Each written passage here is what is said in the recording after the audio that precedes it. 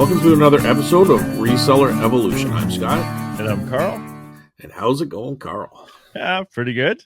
Good. What episode are we at now? 37? 37. Sweet. Yeah. Yeah, no, 37. It's moving right along here pretty good. I mean, the summer, we started this in January, but the whole year itself has gone by quick. But the summer, I don't even know where August went. I know, July right? felt like a week. Oh, my God. And then all of a sudden we're in September now. So I'm just happy. I feel released from thinking about the flea market booth every single hour, every single day. I'm finally released. Now I can start thinking about all the other stuff I have to do. But yeah, last week we started with me. Let's start with you. How was your week? Well, I just want to say I'm really looking forward to the segment of this show where we talk about your flea market experience. Oh, that's good. Your first day really at the flea market, right? Oh, you know what we got to do? You have to clickbait the title of this saying what my experience is in a way that gets people to. Well, I will do that, and I'll find out how your experience was when we get into that segment, and then I'll try during the show. I'll try to come up with a clickbait title. So. Okay, that sounds good. All right. So, how was my week? My week was really, really good. Sales. Okay. Sales were phenomenal if you want to count the amount of items that sold, but they weren't high-end items. So actually, right. I sold less items the week before and made more money, but I sold more items this week. So it depends how you want to look at it. But right. I don't know what happened to eBay, but all of a sudden, it just woke up one day. There was 2 or 3 days where there was a lot of sales. I've talked about in the past, I don't really believe in the conspiracy theories. I don't know how you get someone to actually put their credit card in and to actually click the buy button. I don't believe in that, but I have noticed things come in ebbs and flows. But that can be just the week too. I don't know, but I'm glad you've been selling. That's definitely good. Yeah, clearing out inventory too. We'll look at the positive side. You sold more items, so now you have more space for more stuff. Yeah, that's true. But you talk about eBay conspiracies, and I kind of like the I don't know if it's a conspiracy or it's kind of a theory, but the lighthouse. You know how the light goes around, and every time the light shines on your store, you get more sales, which could be a hint of truth to that. Maybe your items get pushed out. I don't know. I know when I put my 10% promoted listings up there and I go in and search my item, mine's in the first 2 or 3 listings. Well, it better be. Yeah, I know. Eh? You're paying for that, right? And I don't mind because I pay for that at the booth too. You know what I mean? I pay my commission, but I also pay rent. So this you know what I mean? So though. You're still looking at 20, 25%. You know what I mean? I mean, the better your booth does, the more it dilutes that rent into a smaller percentage that they're taking, but they're still taking that amount. Yeah. So, booths are hard to do because the percentage doesn't really work there, right? Right. And not everything sells promoted listings. I don't know, I had 12 sales on, it was either Monday or I think it was Monday, I guess. Tuesday, because Monday was closed. So I had 12 items to go out. I packed them, and I think out of the 12, maybe 3 were not promoted listings. You know what I mean? So, I had promoted listings turned on, but they did not sell at that promoted listing, right? Because not everything sells. So, and you promote everything, right? I promote everything at 10%. Okay, so you sold 12 things, 3 things. So you 75% of your sales have promoted fees on them. Right. So I look at it this way, though. People can say they don't like promoted. If I had to pay 50% for my items, I would probably be less inclined to hit the promoted listings. But because I really have, and I'm not kidding, I buy in large amounts, so there's very few items I have a lot into. Look at these VHS tapes I'm going to talk about today. I bought a ton of them worth a lot of money, but I paid very minimal for it. It's my strategy. And I can do that because I have lots of stuff here, but I'm not going to digress into that. I'm just saying that I have so little amount in it that 10% doesn't financially hurt. If I had a lot more invested, it's going to hurt a lot harder. So I think one sneaky way of doing this is when you say 10%. So what's 10% of the stuff that's sold promoted in dollar amount? Well, That's how much it cost you, right? Well, it costs 10% of whatever it sells for. Exactly. Plus shipping. Oh, it's Plus promoted. shipping, which usually my items are like within $15 or less. Like that's my question. Just like when you pay 10% promoted fees, right? Does that include the shipping? I'm gonna say it's the same as when they take the rest of the stuff, right? Like it's wow. So they you're add promoting everything up and then they take the percent off. Okay. So I'd say like I'm just guessing. Say those promoted items totaled up to $200, including shipping, right? Yeah. So you pay $20 in promoting. Was it worth it? I don't know. It's up to you, right? Like, well, I mean, as long as I'm making sales and other people are complaining that they're not, then it's worth it. Like I think it like so I started at Etsy, right? So let's backtrack. We've already got off the rails. The funny thing is you had no problem paying this 10% in promotion, but 34 cents for the SEV. Oh no, don't want to pay that. Well, this is what I'm kind of getting back to, right? Because the promoted listings, when I had all these problems with Etsy, promoted listings on eBay wasn't a thing.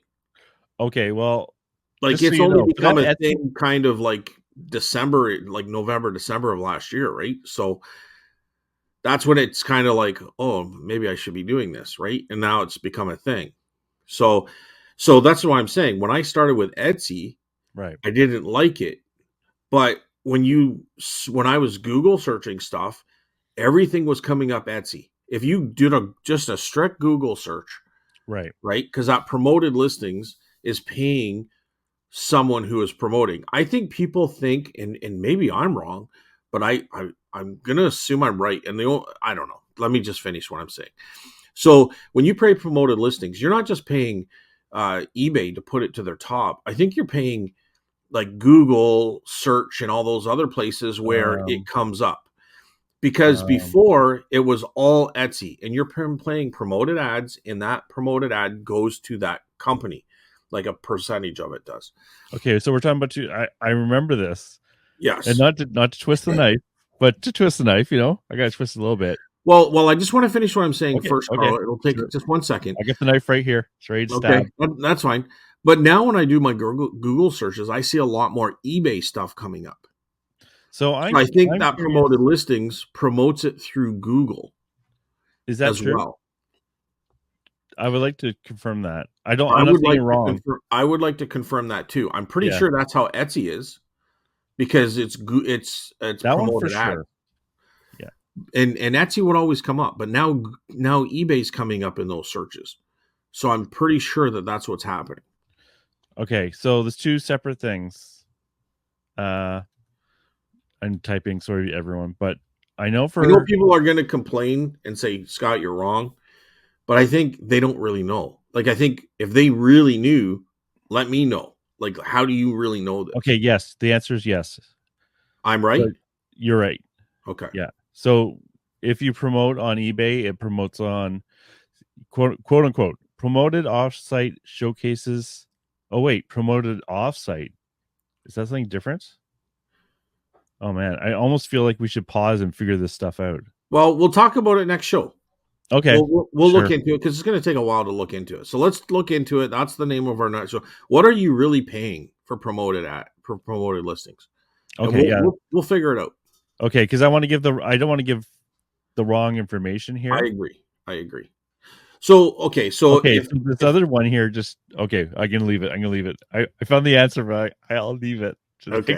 Time. Let people hang on to that. That's a cliffhanger. That's clickbait right there, Kyle. I know the answers were wrong. I'll spoil it, but we'll go into next. This is really good because there is a lot of misinterpretations of this stuff. So yes, we should talk about it, but only after we educate ourselves on what the real answers are. Yeah. And we'll stay out of the cornfields, as Randy would Yeah. put it. Um, no, so anyways, that's my understanding. So I don't mind that extra 10% if it's actually promoting outside of eBay as well. That's Yeah. that's my thoughts. Yeah. And we'll determine this next week. We'll tell what we know and what we found out. So Yeah. so I won't go too deep into that. I'm used to paying that extra percentage anyways because like I'm going into my 10th year. I've done 9 full years selling out of an antique booth. So between rent and your commission of 13%, well, it used to be 10, but now it's 13. Um, it's always there anyways. So I try to make my money on the buy. You know what I mean? If I can make my money on the buy, on the buying end, which I'm fortunate enough to so far be able to do, then I'm okay with that promoted listings. But if I had like a lot of overhead, like I had to pay for a rent for a space or for a storage unit, and then I had to pay someone to do my listings, like now it's starting to get even more scary. You know what I mean? Because you got percentages coming out from all over the place. Yeah. Well, my net is usually 50%. So if And I promoted at 10%, it would go down to 40%, which is about 20% of my net would go away to promoted. right. Well, I'm probably hovering closer to, and I hate even saying this, and that's why I'm kind of I'm just hesitating how ready to to say it because attack. people are going to say there's no way. But honestly, I'm probably hovering around the 60, maybe 50% for sure, but probably closer to 60% the profit. You know what I mean? Like after paying for items and everything else. I'm not saying you're wrong. I'm just asking, have you actually calculated it? Well, yes and no. Like well, because the problem is Right. with the booth, it fluctuates. It's not That's why you have to take an average. yeah. So, but it fluctuates a little bit. Like, Plus, right. plus, like the majority of my items come from yard sales and private picks, like estate sales. So Okay. those are 100% in that category. But if I start including like auctions, I probably pay higher for auction stuff than I do for right. That's why I average it out. Like I average it out. Like not to go into the Excel sheets again, but Right. that's why I average it all to get into my cost of goods per item, and I give it an average. It's not a perfect system, but for like just because it's not done for accounting, but just for my own like idea. Like that's why I can say it's 50% is my net. It's actually But 47 point something something something. But but see, you buy individually, so it's a little bit like you're more individual item purchases. So I'm bulk buying. Like I just bought like 400 VHS tapes, and probably 60 of those are really good, worth selling online. You know what I mean? yeah, So but you're like if I sell, right. like I paid $55 plus whatever. We're going to get into this before, but if I sell one of those tapes for what it has comped out for, around the $400 mark, like okay, so now I just sold that tape for $400. I'm well into the profits, and everything after that is 100% profit. Like Well, for the bulk deal, but your cost per good per item hasn't is changed. going to be dwindled down to about 10 cents.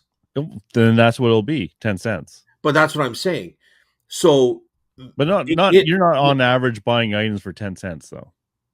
oh yeah, for sure. You think your average item cost per item is 10 cents? If you Wow, okay. like Mine is much higher. listen, I'm not Yeah. saying it's 10 cents. Okay. I'm saying but it can be a dollar, it can be 25 cents, Well, that's which why I average it out, right? no, okay. So you can average everything else, but what I'm saying is usually I'm buying like 30 items and one or two of those items pay for everything. You know what I mean? So True. so what I'm saying is it's so little that like in the long run, like it's really hard to sit there and get and don't get me wrong, on the other hand, if I divide everything into that percentage and then 10% doesn't sell, now I have to like you know what I mean? Like Well, when there's that 10% for me like doesn't sell, that also gets included in my average, right? No, I understand that. But honestly, it doesn't really matter. Like what we're talking about is just for your own information. It's not like No, but you're you know, talking about how much you have invested in that item that sells on average. on average. But I think you're fooling yourself if you said, okay, I bought 10 items, I have $1 in each one, and 3 of them don't sell ever. Like, well, you really didn't have $1 invested in each one. You had like $1.30, invested Yeah, or that's my whatever. and my system actually accounts for that. Okay. Yeah. It includes all. I'm not going to go into it because it's really kind of just internal information, but it does. I take everything and I assume it sells over 6 months, and I average it out, which means in real life it's a little skewed, but it's skewed. Anyways, I won't go into it. It's just information. It's not for accounting. It's not for tax purposes, so it's okay that it's not perfect.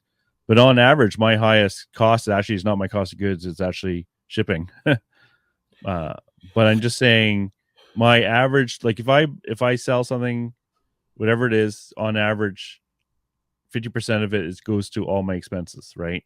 50% of that's going to be profit. If I add another 10% of promotion, that means I'll go down to 40%. But we'll go into that next time, because this is like really good for the topic. Okay. And I know I'm in the vast minority when it comes to opinions on promoted listings, so I can see there's a good chance I'm wrong. So, okay, so I don't know. So everything has been going good. I know we're Good. going down that rabbit hole again, but at least we stopped ourselves at 16 minutes into the show instead Okay. of 40 minutes or an hour into the show. Oh man. So, but no, everything is pretty good. I got some really good buys. Like I said, there was more sales, but they were less for less money. So I actually made less money, but had more sales. So, I mean, at the end of the day, it was good. The booth is absolutely rocking it. It's a very steady all across the like so far this year. Every month has just surprised me. Going back to school in September, I'm expecting September to be a little bit slow, but I expected June and July to be slow, in August because it's summer months, right? Yeah. So, more people are out doing things, but every weekend people are home. People are doing things here. So, and that includes buying at our antique place. So yeah. Anyways, yeah, everything's been going good. How about you? How was your week, Carl? Well, I want to hear about your tape buy. You have to talk about that. Well, the tape buy was really good. Okay, so here's what happened. And if you watch the Scott Sell Stuff show Sunday nights, 8 p.m. Eastern Standard Time, you would have heard this to a little bit of a degree, because I gave them a little bit of a taste of what we're going to talk about today. But no, so anyways, I was doing this online auction, and it was an estate, and it was, I don't know, about 400 VHS tapes all stacked on the shelf. Well, you could see probably 20 to 30% of them, and you could tell that they were older, like early 80s tapes, some from the 70s, but they were like early tapes, right? Oh yeah, and as an aside, one of my favorite auction buys are the bad picture auction buys with where they don't even bother showing everything. Yeah, for sure. They definitely didn't bother showing everything. Some of the stuff was on boxes, but you could tell they were the top of VHS tapes, but you couldn't tell what they were. And it just said shelves containing VHS tapes. So I could find a few of them, and there was about 4 that I knew were good. And then there was a few others that I looked up, and I'm like, okay, well, this is going to be pretty good, right? So I was up to $55 before the like, because you get about 5 days to bid. So I got to $55. I don't know who I was bidding against, but got to $55. And then we're at the day of the auction, and then somebody else came in here and started just hammering on it, right? So all the items went through, and we were the last item still going, and we were hammering it back and forth, and we got to $450. Oh. And I'm like, because during this time, I'm like, somebody here has been in this house. They know what's there, and there's probably like a sealed Halloween or or something sealed in there. Why are they going so high? Like, they can only see what I can see. So you think it's the inside job? Inside job? Yeah. Oh, because I like this. you can go to these estate sales a couple like they'll have a day, like it's usually about 2 days before the auction starts, where you can go in and start looking at things in person. Oh, that's interesting. Yeah, they have Was, like an open house. so was this? Do you mind which? Well, I don't want to say the company. Yeah. Okay. Okay. Okay. Because I don't want the competition now. I just Yeah, like I know that is. Yeah. I get that. I don't share all my sources. Hell to so that. anyways, so we get to 450 and I'm like, Yeah. this doesn't even make sense. Like I should have been out at 300 minimum, right? Emotion takes over. It took Yeah. over and I'm like, I can't do it. I can't do it. This doesn't make any sense. Like I'm going to be selling these things just to get my money back.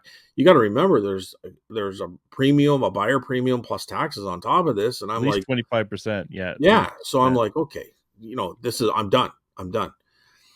So it counts down because it resets every time somebody bids. It goes to 3 minutes, and of course we let it tick down until about 30 seconds or a minute left, and then I'd raise it or he would raise it. That's why we went forever. All of a sudden, the screen started flashing, and it says you may have won $55, and then it went blank, like it was gone, like the listing was gone. Okay. So hold on a second. So the last bid, the highest last bid that you saw, was that you or him? Him, Him. Okay. yeah. I quit. I just You quit. watching this. I was just Okay. watching. Okay. And it got down to about 40 seconds and it went because I was actually in my brain, and I'm embarrassed to say this, but I was thinking, do I do one more? Do I do one more bid, right? I know, right? So I'm like That's the danger of auction. contemplating. I'm actually searching a few more movies to see if there's any like what Yeah. can I find it? But justifying it. Yeah. Yeah, I was trying I to know. So, justify it. I'm like $550 something dollars. Like that's the danger of auctions. Yeah. because after the buy premium, we're into like 560 zone, 570. That's We a might lot. even have been 600 zone, like I don't think I've 25% ever of spent that much at 450. like one item.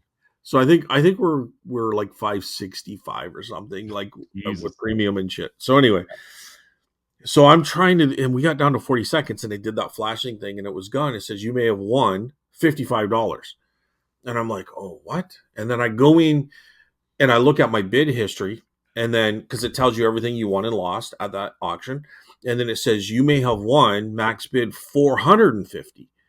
So I'm like, well, did I almost win at 55, or did I may have won at 450, or did I not win at all? Which is what I'm suspecting, right? So I called the auction house, Yeah. and she's like, I blocked him, and I'm like, what? She goes, this guy has a history of not showing up. He's from Missouri, in the US, which Right. is like 12, 15 hours from us. He's going to come all the way up to pick up some VHS tapes, right? Like, so she said that she was, and I don't even know if I'm supposed to say this. Nobody said not to, but so she was like messaging him, hey, like, you got to come and pick this up, and this is where we are. And he's like, yeah. She's like, it says clearly, no, we do not ship this item. Some of the smaller stuff, but I don't even think they ship at all to the US because I think they've had problems with doing that. Okay. So I think they just shipped to Canada. So I guess he was replying like, yeah, he's coming to Canada. Like, he doesn't even know where part of Canada this is. Like, this is a long drive, right? So she ended up, I guess she blocked him earlier, but somehow he kind of came back around and was still able to bid. And then she just blocked him again. So what I think they were doing was thinking, okay, this guy's going to drop out and Scott's going to win. We're going to Yes. get the higher amount, You just read my paranoid mind. right? Like, Yeah. okay, Scott's hammering it, so we won't block him fully until Yeah. like Scott might pay 300 for this. We don't know, right? It just keeps Oh my going up. God. It's And so then once I bad. stop bidding, Yeah. now they're like, Oh okay, shit. no shit, right? So anyway, she Because goes, this could be considered a shill bid, right? it could be, which in a way it If wasn't. It wasn't. if we go on our paranoid side, right? Yeah. It could be chill bidding that didn't work out. Right. No, I don't think it was bidding. I'm I not saying know I'm I not know saying the it people was. that run it, and it makes Yeah. sense. Because why would they do it there? Like, they should do it in something that really has value. Because Guaranteed. I've had this happen on a. I remember I was bidding on something, Yeah. and the other guy won, and they said, "Oh, the top guy won, but pulled out. Do you want your second highest bid?" I was like, "Hell no! I was bidding against this guy. I'm not a sucker, Right. right?" So, So but they didn't move my bid back to when I initially started fighting with the guy. They wanted me to pay the bid right, the last bid I did against the high guy. right. Right, that's the difference. So that definitely is show bidding. Yeah, I was like, screw that. Yeah, no. So what happened here was, like I said, do like what did I win it at? Because I said it told me 55, but now it's telling me my max bid was 450. Like where she goes, let me figure it out. I'll call you back. And she called me back about an hour later and she goes, $55. Yeah, that's She fair. goes, because that's where the guy started bidding. So they Yeah. pushed it all the way back. So they had to cancel all his bids. I'm going to say it wasn't shill bidding at all in in the in the direct sense of what or I don't think it was. I'm just saying the paranoid part of me is agreed with what you said earlier. no, because I mean, if you're going to shill bid, you're going to do it on something that you actually know, like And sterling own. jewelry or gold. You know what I mean? Like I that can't makes sense, it doesn't make much sense for the auction company because it's not like they own the items, right? right? Yeah, but this is the thing. Like if I was stuck paying 450, I would agree with you. But they had to drop it back down, so it didn't make sense. Like why would they go to 450 on this? Like If anything, it stop at may 300 or stop at 200 where it makes sense. Like it didn't even make sense after yeah. 300 for me. I was stuck in the battle, Oh, the heat of the moment. put it on the other side. Yeah, Let's say I'm selling these VHS tapes and I'm watching these tapes go up to 450. yeah, I'm like, oh man, this is great. And then I see it drop to 55. Okay, I'm pissed, right. right? And then they said, oh, well, the other guy never buys. And so we took all his bidding out. But then I'd be like, well, someone else might have bid against Scott, right? Could have been someone like Joe down the street bid against you. But Joe pulled out because he saw the bidding go between you and the guy in Missouri. So Well, so the price of the lot probably could have gone for lower than it should have gone, Joe right? should have got in there and started bidding. I Yeah, mean, But Joe they just was waiting to bid until it they stopped and it can't went too raise high. they can't raise my price on hypotheticals. They got to go Oh, with I'm not the saying that. information. I'm not Like saying that. I'm saying that's why I was saying from the perspective if I was the seller. If I'm the yeah, but seller, this went weird, right?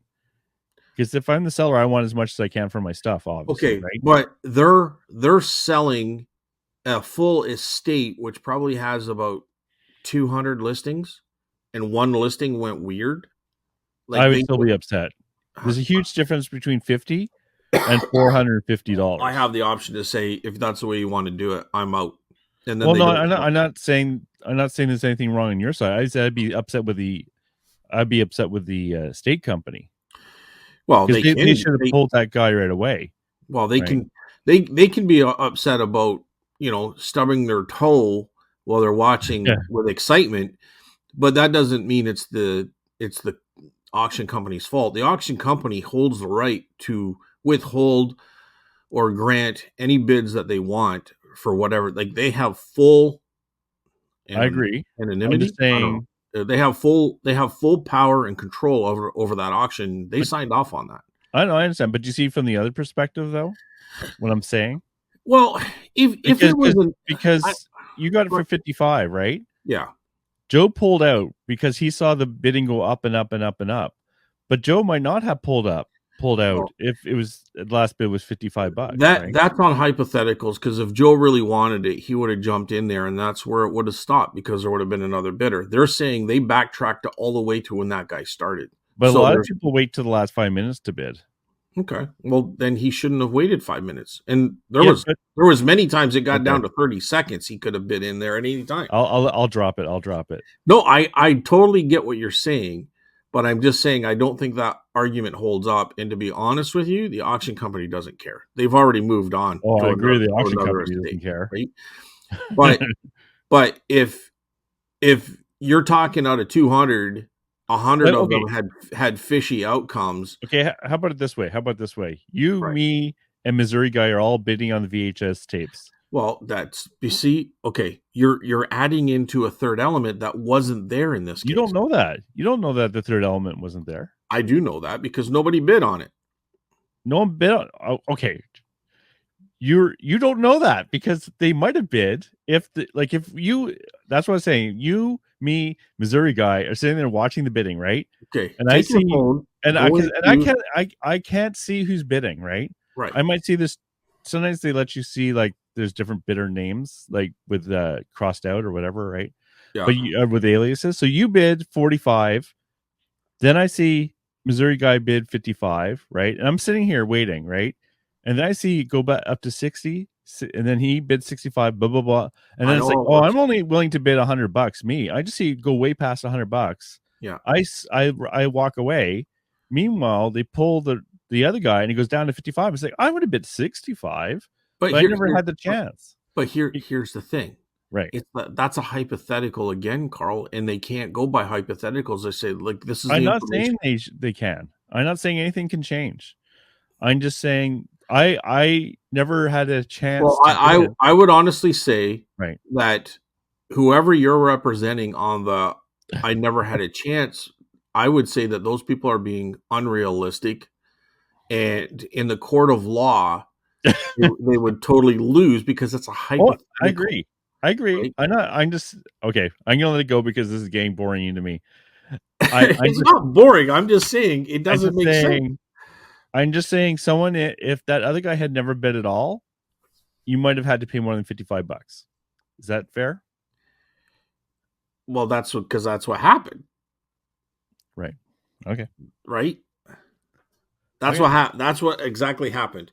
It got down to me and him, and his last bid was one bid over 55. My last bid was 55. That's what I got it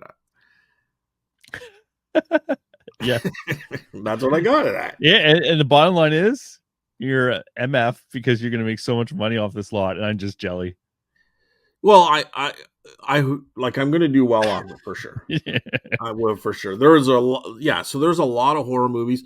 There's a Right. lot of Betamax that I don't even know yet. Like this guy might have been like a dealer for Yeah. Chrysler because there's like sell videos. There's like one of them was like meeting in Toronto Chrysler dealership. It's on Betamax. Like I don't even know what's on there. I'm gonna have to try to find a cheap Betamax that I hope works so I can find out what it even says on these things. And they're corporate tapes. They're not public tapes, right? Oh, They're that's corporate, difficult. like they have corporate labels on them and stuff, right? Oof. So I Is it an interesting company? Like, is it like what's is it like a interesting company that people might collect for, or is it like yeah, Chrysler Canada. Chrysler? Oosh. Oh, Yeah, these are the difficult ones because it because could be worth it like would be nothing, or it it could be would be worth good money. Chrysler vehicles from the 70s and 80s. Oh Like wow. there's probably 20 tapes, Oosh. 20 beta tapes, and they're Good, just in these generic black uh cases, plastic cases with corporate labels on them. good luck with those. Well, I think I'll do very well if I can find out what's on those tapes. They're not even labeled. They're corporate labels. They're labeled with corporate What the corporate labels. They're labels not. say? Does it say like training 1A4 or does it say something else?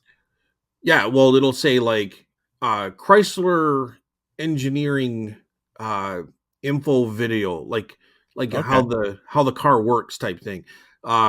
Sales Chrysler salesman video or something to that effect.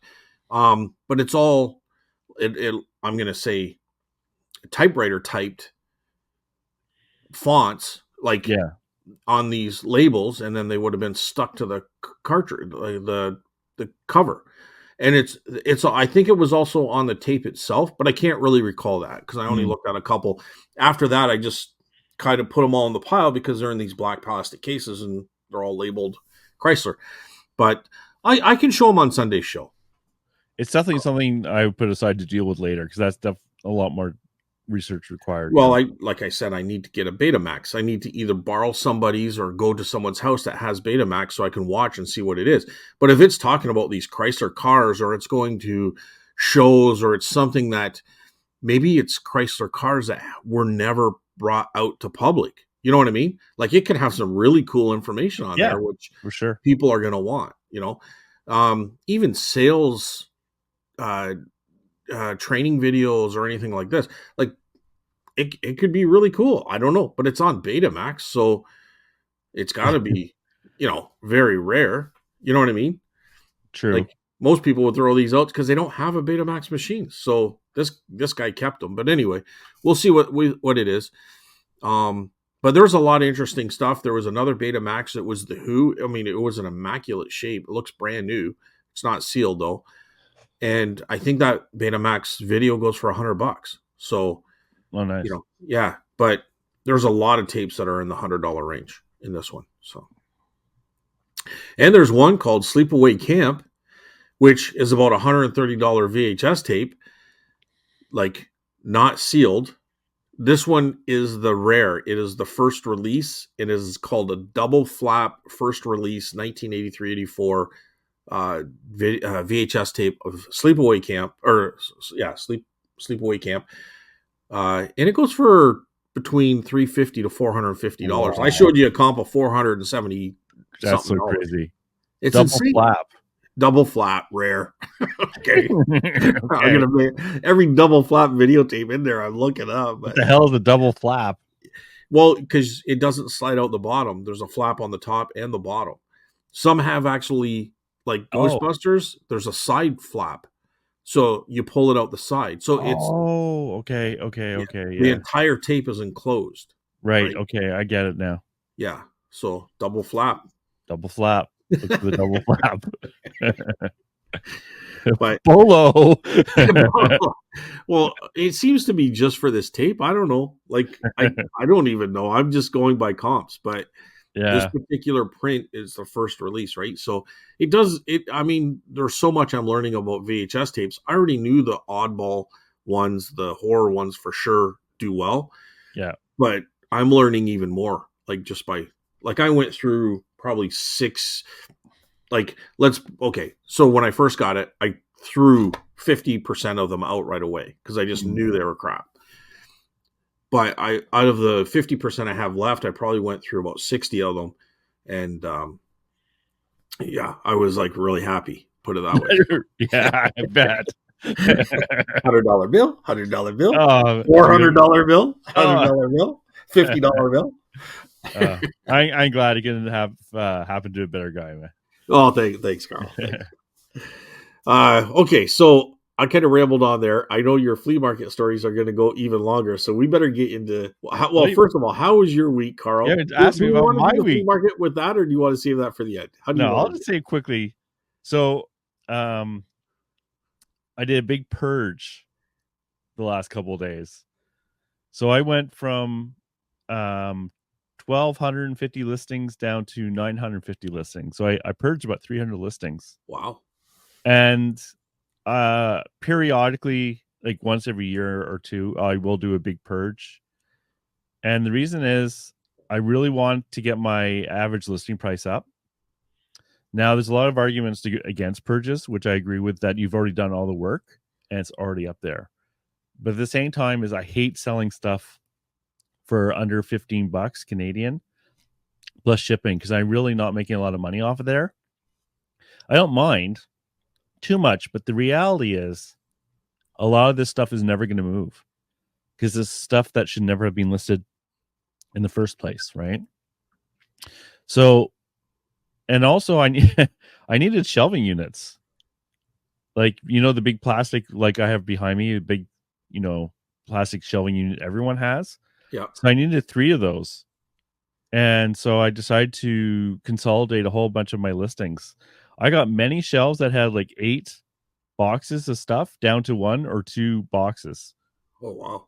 Yeah. So there were a lot of empty boxes. So I also need empty boxes for my parents. So it's like, anyways, I've been purging a lot.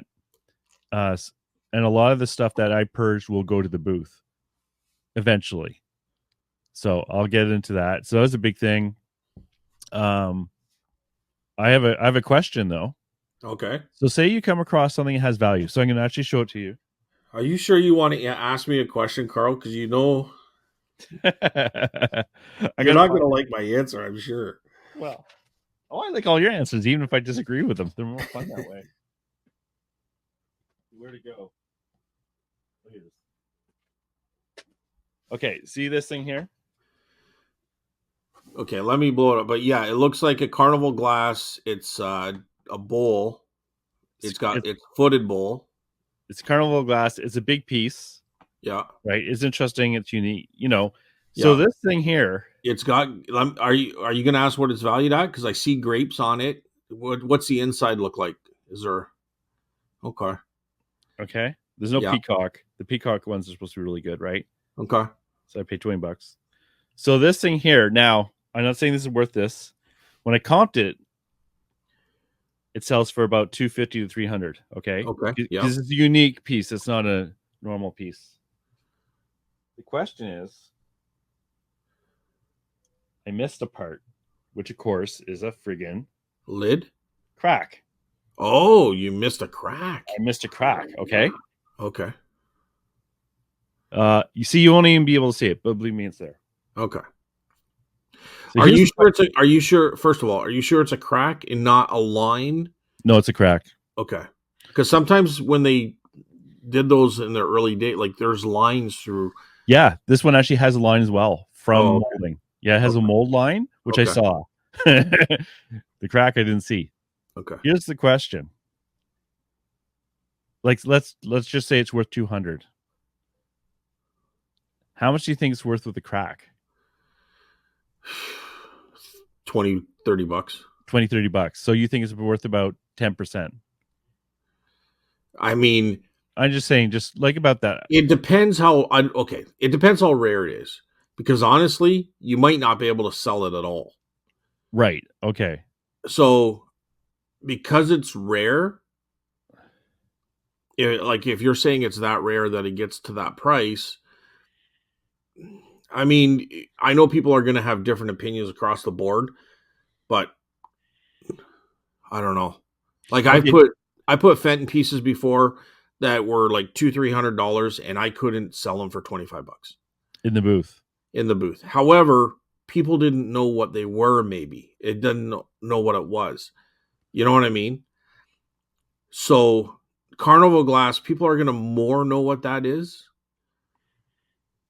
just So by that, looking at it. Right? It stands out, right? So so the question is, do you ever buy stuff even though you know it's cracked?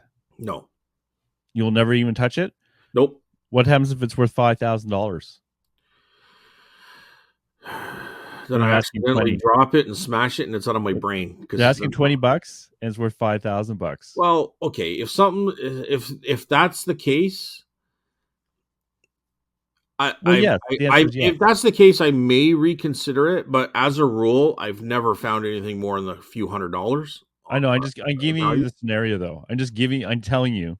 Well, okay. So let's say if it's $5,000, it's a rare bowl that maybe has like imagery on it from that time. You can tell it's chipped and it's probably from the like early 1800s, late 1700s. Yeah, I would definitely buy it Yeah, for you sure. wouldn't even think of it, right? Right. Right.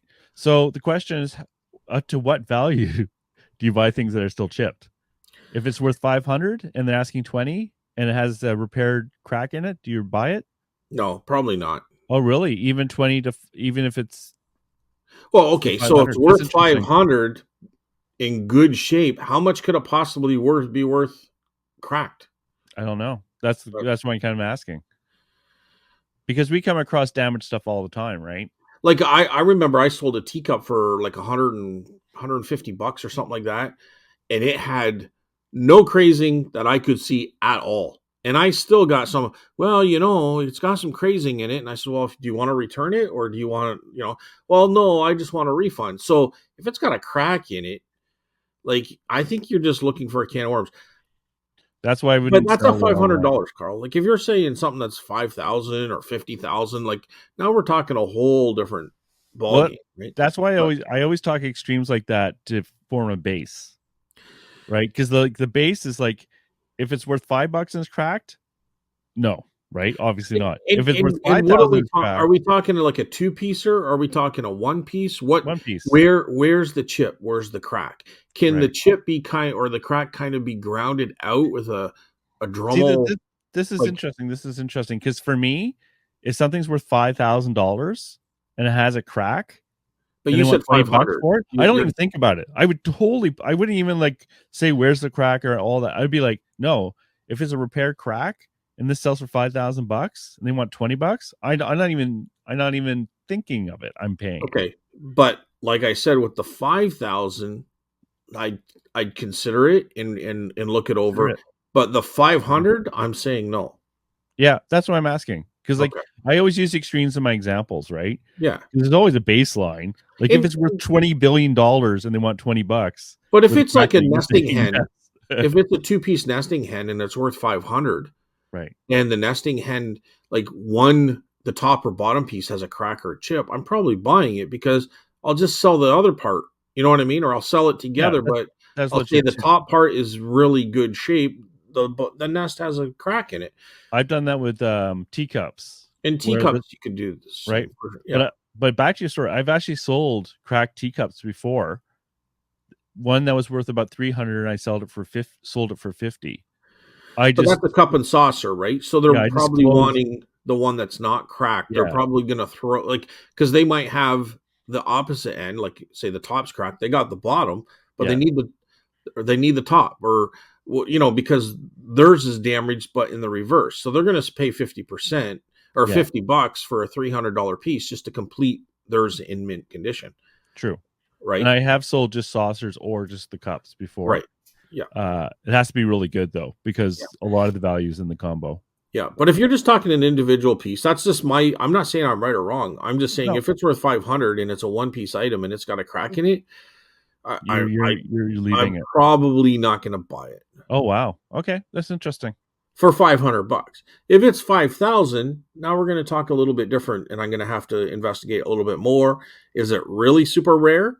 Is that why it's there, or is there 10 of them on eBay right now for $5,000? Well, I'm telling you, it's worth 5,000. There's no question here. I'm putting No, up the no, scenario I to know, but you. I'm just saying whatever you're telling me is for sale, like at that value, I'm gonna have to investigate a little further for Oh, five really? grand. Well, I'm telling you, it's sold for 5,000. That I'm giving you the scenario. I'm not putting questions into I'm just curious what that number is that you feel comfortable with. Uh, Well, like I'd say, like I'd have to investigate it further to find out, like, is it consistently a $5,000? What's the rarity of it? Like, yeah, I that's mean, interesting. and it's also Yeah, like, am I paying 100 for it? Am I paying you're paying 500 or 20, am I paying 50 cents? $20. It's sold Well, if it's sold worth for five thousand and $5,000. it's $20, it's a no brainer, right? That's what I'm saying. I think That's what I'm I'm gonna saying. do that and take and I'm gonna call it like an educated gamble. You know what I mean? Like that's where I'd go with it. So, but it depends what it is too, right? Like if it's 1700s with a crack is different than if it's like 1980 with a crack. You know what I mean? That's true. Because That's true too. right? So I'm going to have to investigate a little further, but I would say I probably like a crack's a crack, okay. But even if the item is made of wood and there's damage, or it's stoneware and there's like it's going to depend on the item for sure, Yeah. right? Like, so I don't know if that answered your question or not, Carl. I think it's just interesting how we think differently when it comes to this stuff. Like for me, like if I had seen this was cracked, like I'm not saying this is worth like as much as I hope. I probably would have left it. I didn't look close enough. It was the case of like, oh, this is good. I'm gonna take this, and I was distracted, right? I'll probably get my money back, my $20, I hope. But I'm gonna bring it into the booth because I don't want to. Just like you said, I don't want the person guessing. Goes like, I say cracked in the title. I put say cracked in the description. But although I say that, and I don't think I've ever had anyone complain. Like now I think about it, like if I put in the description and in the title, all the conditional issues, I haven't had an issue. So But not that I sell that much stuff that with damage, to be Like I honest. know Tim over the years really has no problem with chipped or cracked stuff. He just has to disclose it. I guess he does okay. But I just have so much stuff I don't really want to deal with chipped or cracked stuff. Like, especially like figurines and like I'm just looking across the room here, but you know, It's it pretty rare because it has to be worth good money to be even considered. And that's what I was right. trying to, that was the question I was trying to get at, was what value does it have to have in good condition to be even considered to buy a damaged one? And I know with glass and pottery, once it's cracked, you destroy most of the value, right? Yeah, for sure. In my Anyways, mind, yes, but somebody else might have a different opinion. But I would agree. I would say that. so should we get into the comments? Sure. Comments. You Favorite part. I love ready? the comments. Oh, he stepped away, and I can now say everything that I'm I right just and had to he's get my, wrong. Oh, he's had to back. get my glasses. You'll hear that later. All right. So, do you want to start off? Do you want me to start off? Where are we going with this? I'll start off. Okay. So I'm going to start with doing it wrong.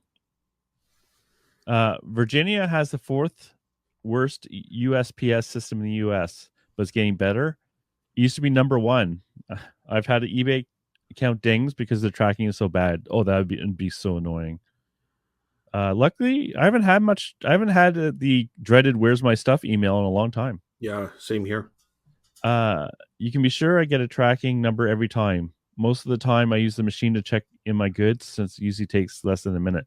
Yeah, we don't have, like, you're talking about receipt scans, and I was saying, like, I just drop off stuff and I walk away. It would be nice if they had to check in. My biggest thing with Canada Post is I have to wait now. Where with like chit chats, I could just drop it in literally in a box and I could just leave. And now I have to wait behind everyone complaining about how much it costs to do Canada Post. UPS is fantastic though. I've got no problems just dropping a package on the counter. I know they get checked in. Yeah, UPS, I'm the same way. Yeah. I know we talked about that last week, and it depends where I'm dropping it off. Like, I mean, the girls in Waterford are great for sure. So I have no problem doing that, and I do that almost all the time, unless it's something like super expensive. You know what I mean? Like $300 or more. I'm gonna. Oh, yeah, me too. Yeah. If it's like $300, I'll get it scanned. It's rare that I'm selling VHS tapes for $400, but Well, I'm gonna go there and I'm gonna big smile and I'm gonna like gently lay it on the counter and say, "That's a VHS tape worth 400. I'll need a receipt, please." it gets destroyed on the way in the back. Yeah, and then once I walk away, they use it like a football Yeah, in the back exactly. room. Yeah. Um. Yeah. So FedEx, we do not have a FedEx here. So when I go to FedEx, it goes to a Staples, and they don't really care. They just kind of scan it and put it in. So and it goes right on the table that's at the edge. So um, the only difference I have, and I'm going to sound like a jerk for saying this, but in some cases where you have a retail setting and you're dropping it off is different than an actual government run post office. And because it's a bunch of kids that work there and they might have been there for a week and they're going to get fired next week, or they're disgruntled. So they're just going to grab it. So, oh, this could be interesting. What's in this? Like Christmas to me. You know what I mean? So I don't know. I'm just a little bit more skeptical there. So I'd like to Yeah, have a receipt, know it got scanned in. yeah. If I'm at I'm Waterford, 100% drop it off, unless it's someone new that I don't, and then I'll just see how quickly because sometimes they make you nervous. If you ever sat there and watched them, like, I know. how do you take half an hour to scan this and type in those numbers? If it's going to the States, they got to type in some numbers and shit. So, Simcoe, it depends. I don't know. So far, I've always got a receipt, so I don't know. On an aside, I never put like fragile stickers on there. I always think that's like a challenge. Yeah, yeah. Someone along the line, oh, this one says fragile. Yeah. Catch. You know what bugs me more than anything when we talk about things is going across the border. Because when I went to college, I went to law and security in Toronto for like a law enforcement type thing, and so I got a student position with Canada Customs in the post office, and so all the mail that comes in, they check. Well, you kind of look for certain indicators on those boxes that may, like where it's coming from and all this. You just look for different things that may indicate something is being shipped through the border, across the border, that shouldn't be. And then you grab that package, open it up, and look inside, and then you retape it. But I'm always concerned that they're not going to package it the way I Of course not. packaged it, and they don't care. It's Yeah. all about time. You know what I mean? Because I think, like, I don't know, this is going back years ago, but you were kind of on a computer system where, they you were kind of timed. You had to go through so many packages. You know what I mean? Right.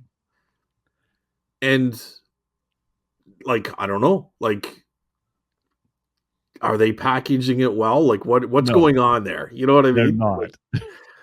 And you know what the funny thing is? I'm digressing again here, but the students were more into it than the actual unionized employees. They just do their minimum quotas. They got their feet on the desk. They're reading Well, a yeah, book, and yeah, we're going like bananas trying to figure out, like, did I get anything? Like, and these guys are just very nonchalant. Like, okay, yeah. I've done my 10 for this hour. Whatever it is, right? So, but anyway, but you wear the uniform in McDonald's, you usually got free food. So I never got free food when I worked at McDonald's. You had to pay for it. no, but you got the uniform on. No, you guys don't have to pay. That only happened the one time, but it was fun. Um, so am I reading the next one? Well, if you want, you can leave Don's book for me, or you can do Don's. It's up to you. No, I'll do Dunch. Okay.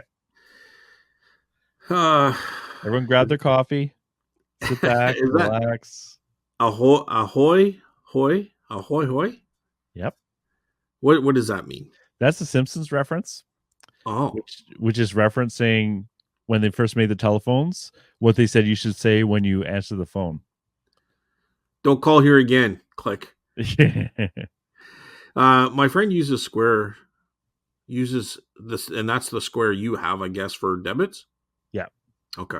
My friend uses Square at shows and really likes it. So many people forget to bring cash to these things, and she agrees about the fees being super reasonable. And absolutely, if your booth is far away from the ATM and the ATM charges $3 to take, they do have quite a high, like, rate of, I don't know, you call it a commission or just fee. I guess just a fee to take money out of the ATMs. To take money out, I found the strip clubs to be the cheapest though. Oh, good. Okay, I'll keep that in mind. They're like $20 or something. I don't know. That was years ago. I haven't gone for years, but and the ATM charges $3 to take money out, plus the bank also charges another $3. Yes, out of the ATM. This isn't affiliated with their bank. I think the Square option is definitely worth it. I'm a cash man.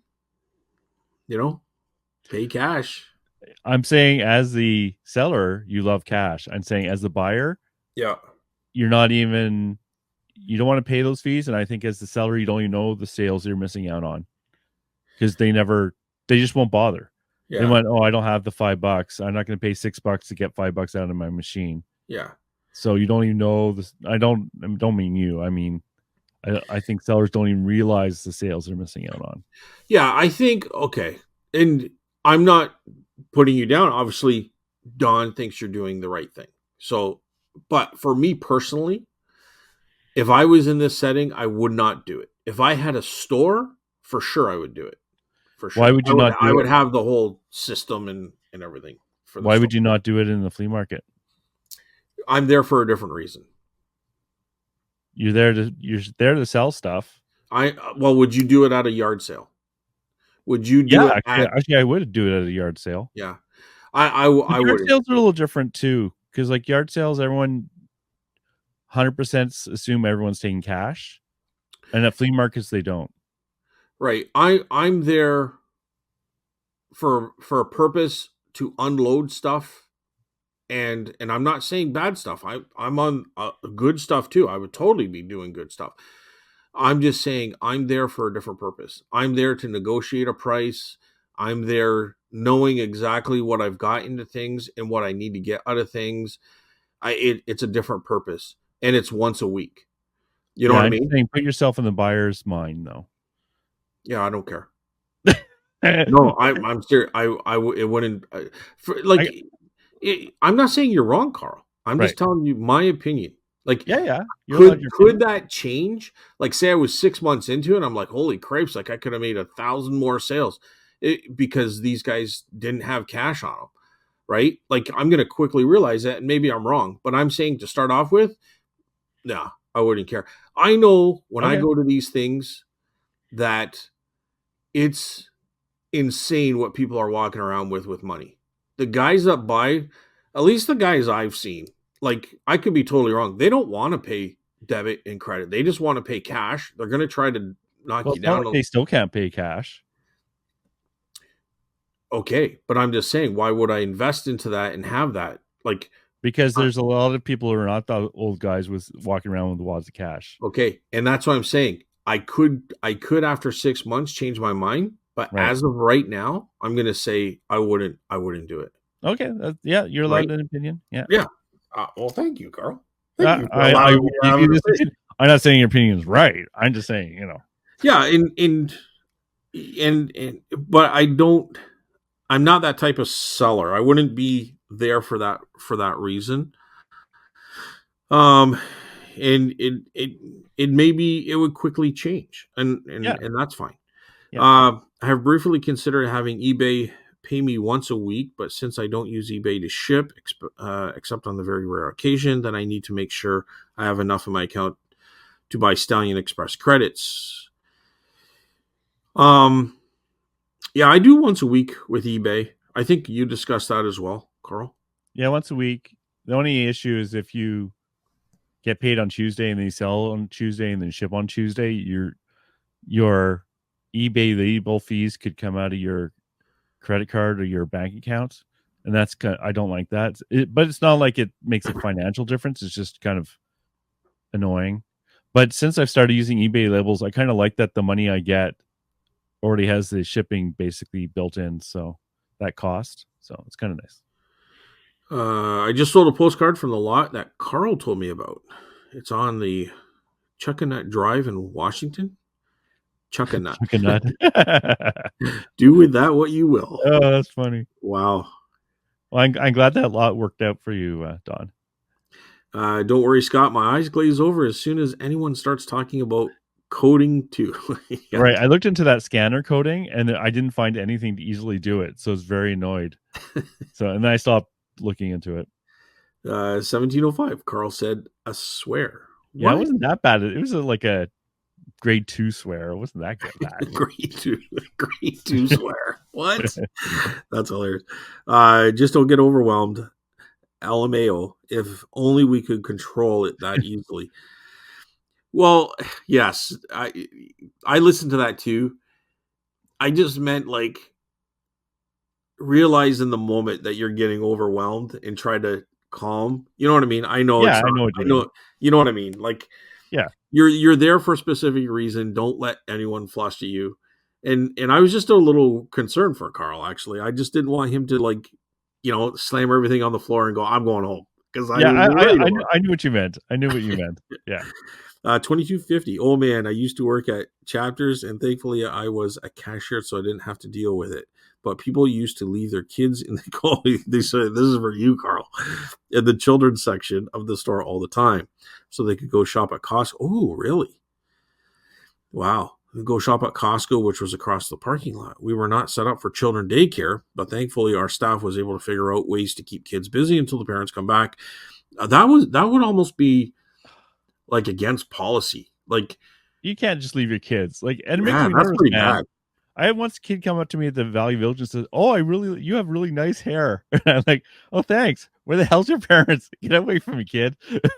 Well, and No, that, actually, it was nice to the kid. I was nice to the kid, but it's like I don't want to interact talking about my hair to a child without their parents around, especially as an yeah, older guy. It's yeah, like no, it for made me a sure. little nervous, but it was cute. But she says that until the parents come back, and then the manager could tell them that it's not a daycare, a Oh freaking yeah. daycare.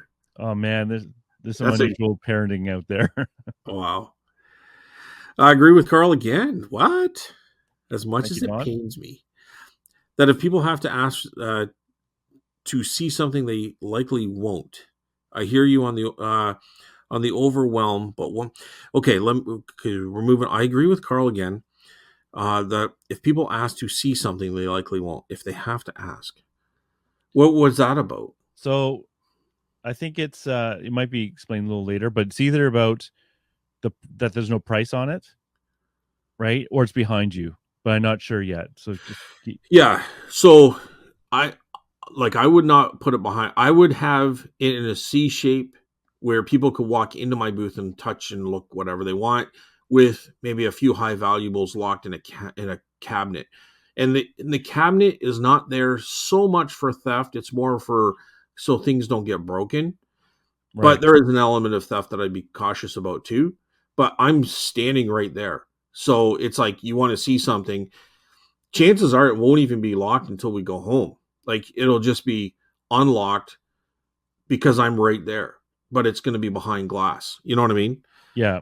When you I'm not sure sold, if that's what she's talking about here as a thing, but I wouldn't have the tables blocking. I would sit at the edge, the entrance part, or yeah. stand there. I would almost stand probably a foot away from my booth, looking into it where everybody's going in. Well, we'll get into that in the second half because I have opinions on that. Okay. Uh, so And again, I don't have experience. Well, I sort of do. I mean, I've gone to shows before, and that's how I set my booth up all the time. oh, I haven't, you've done shows before. What do you mean? like, I've had shows where I go for the weekend and I'll set up like a booth.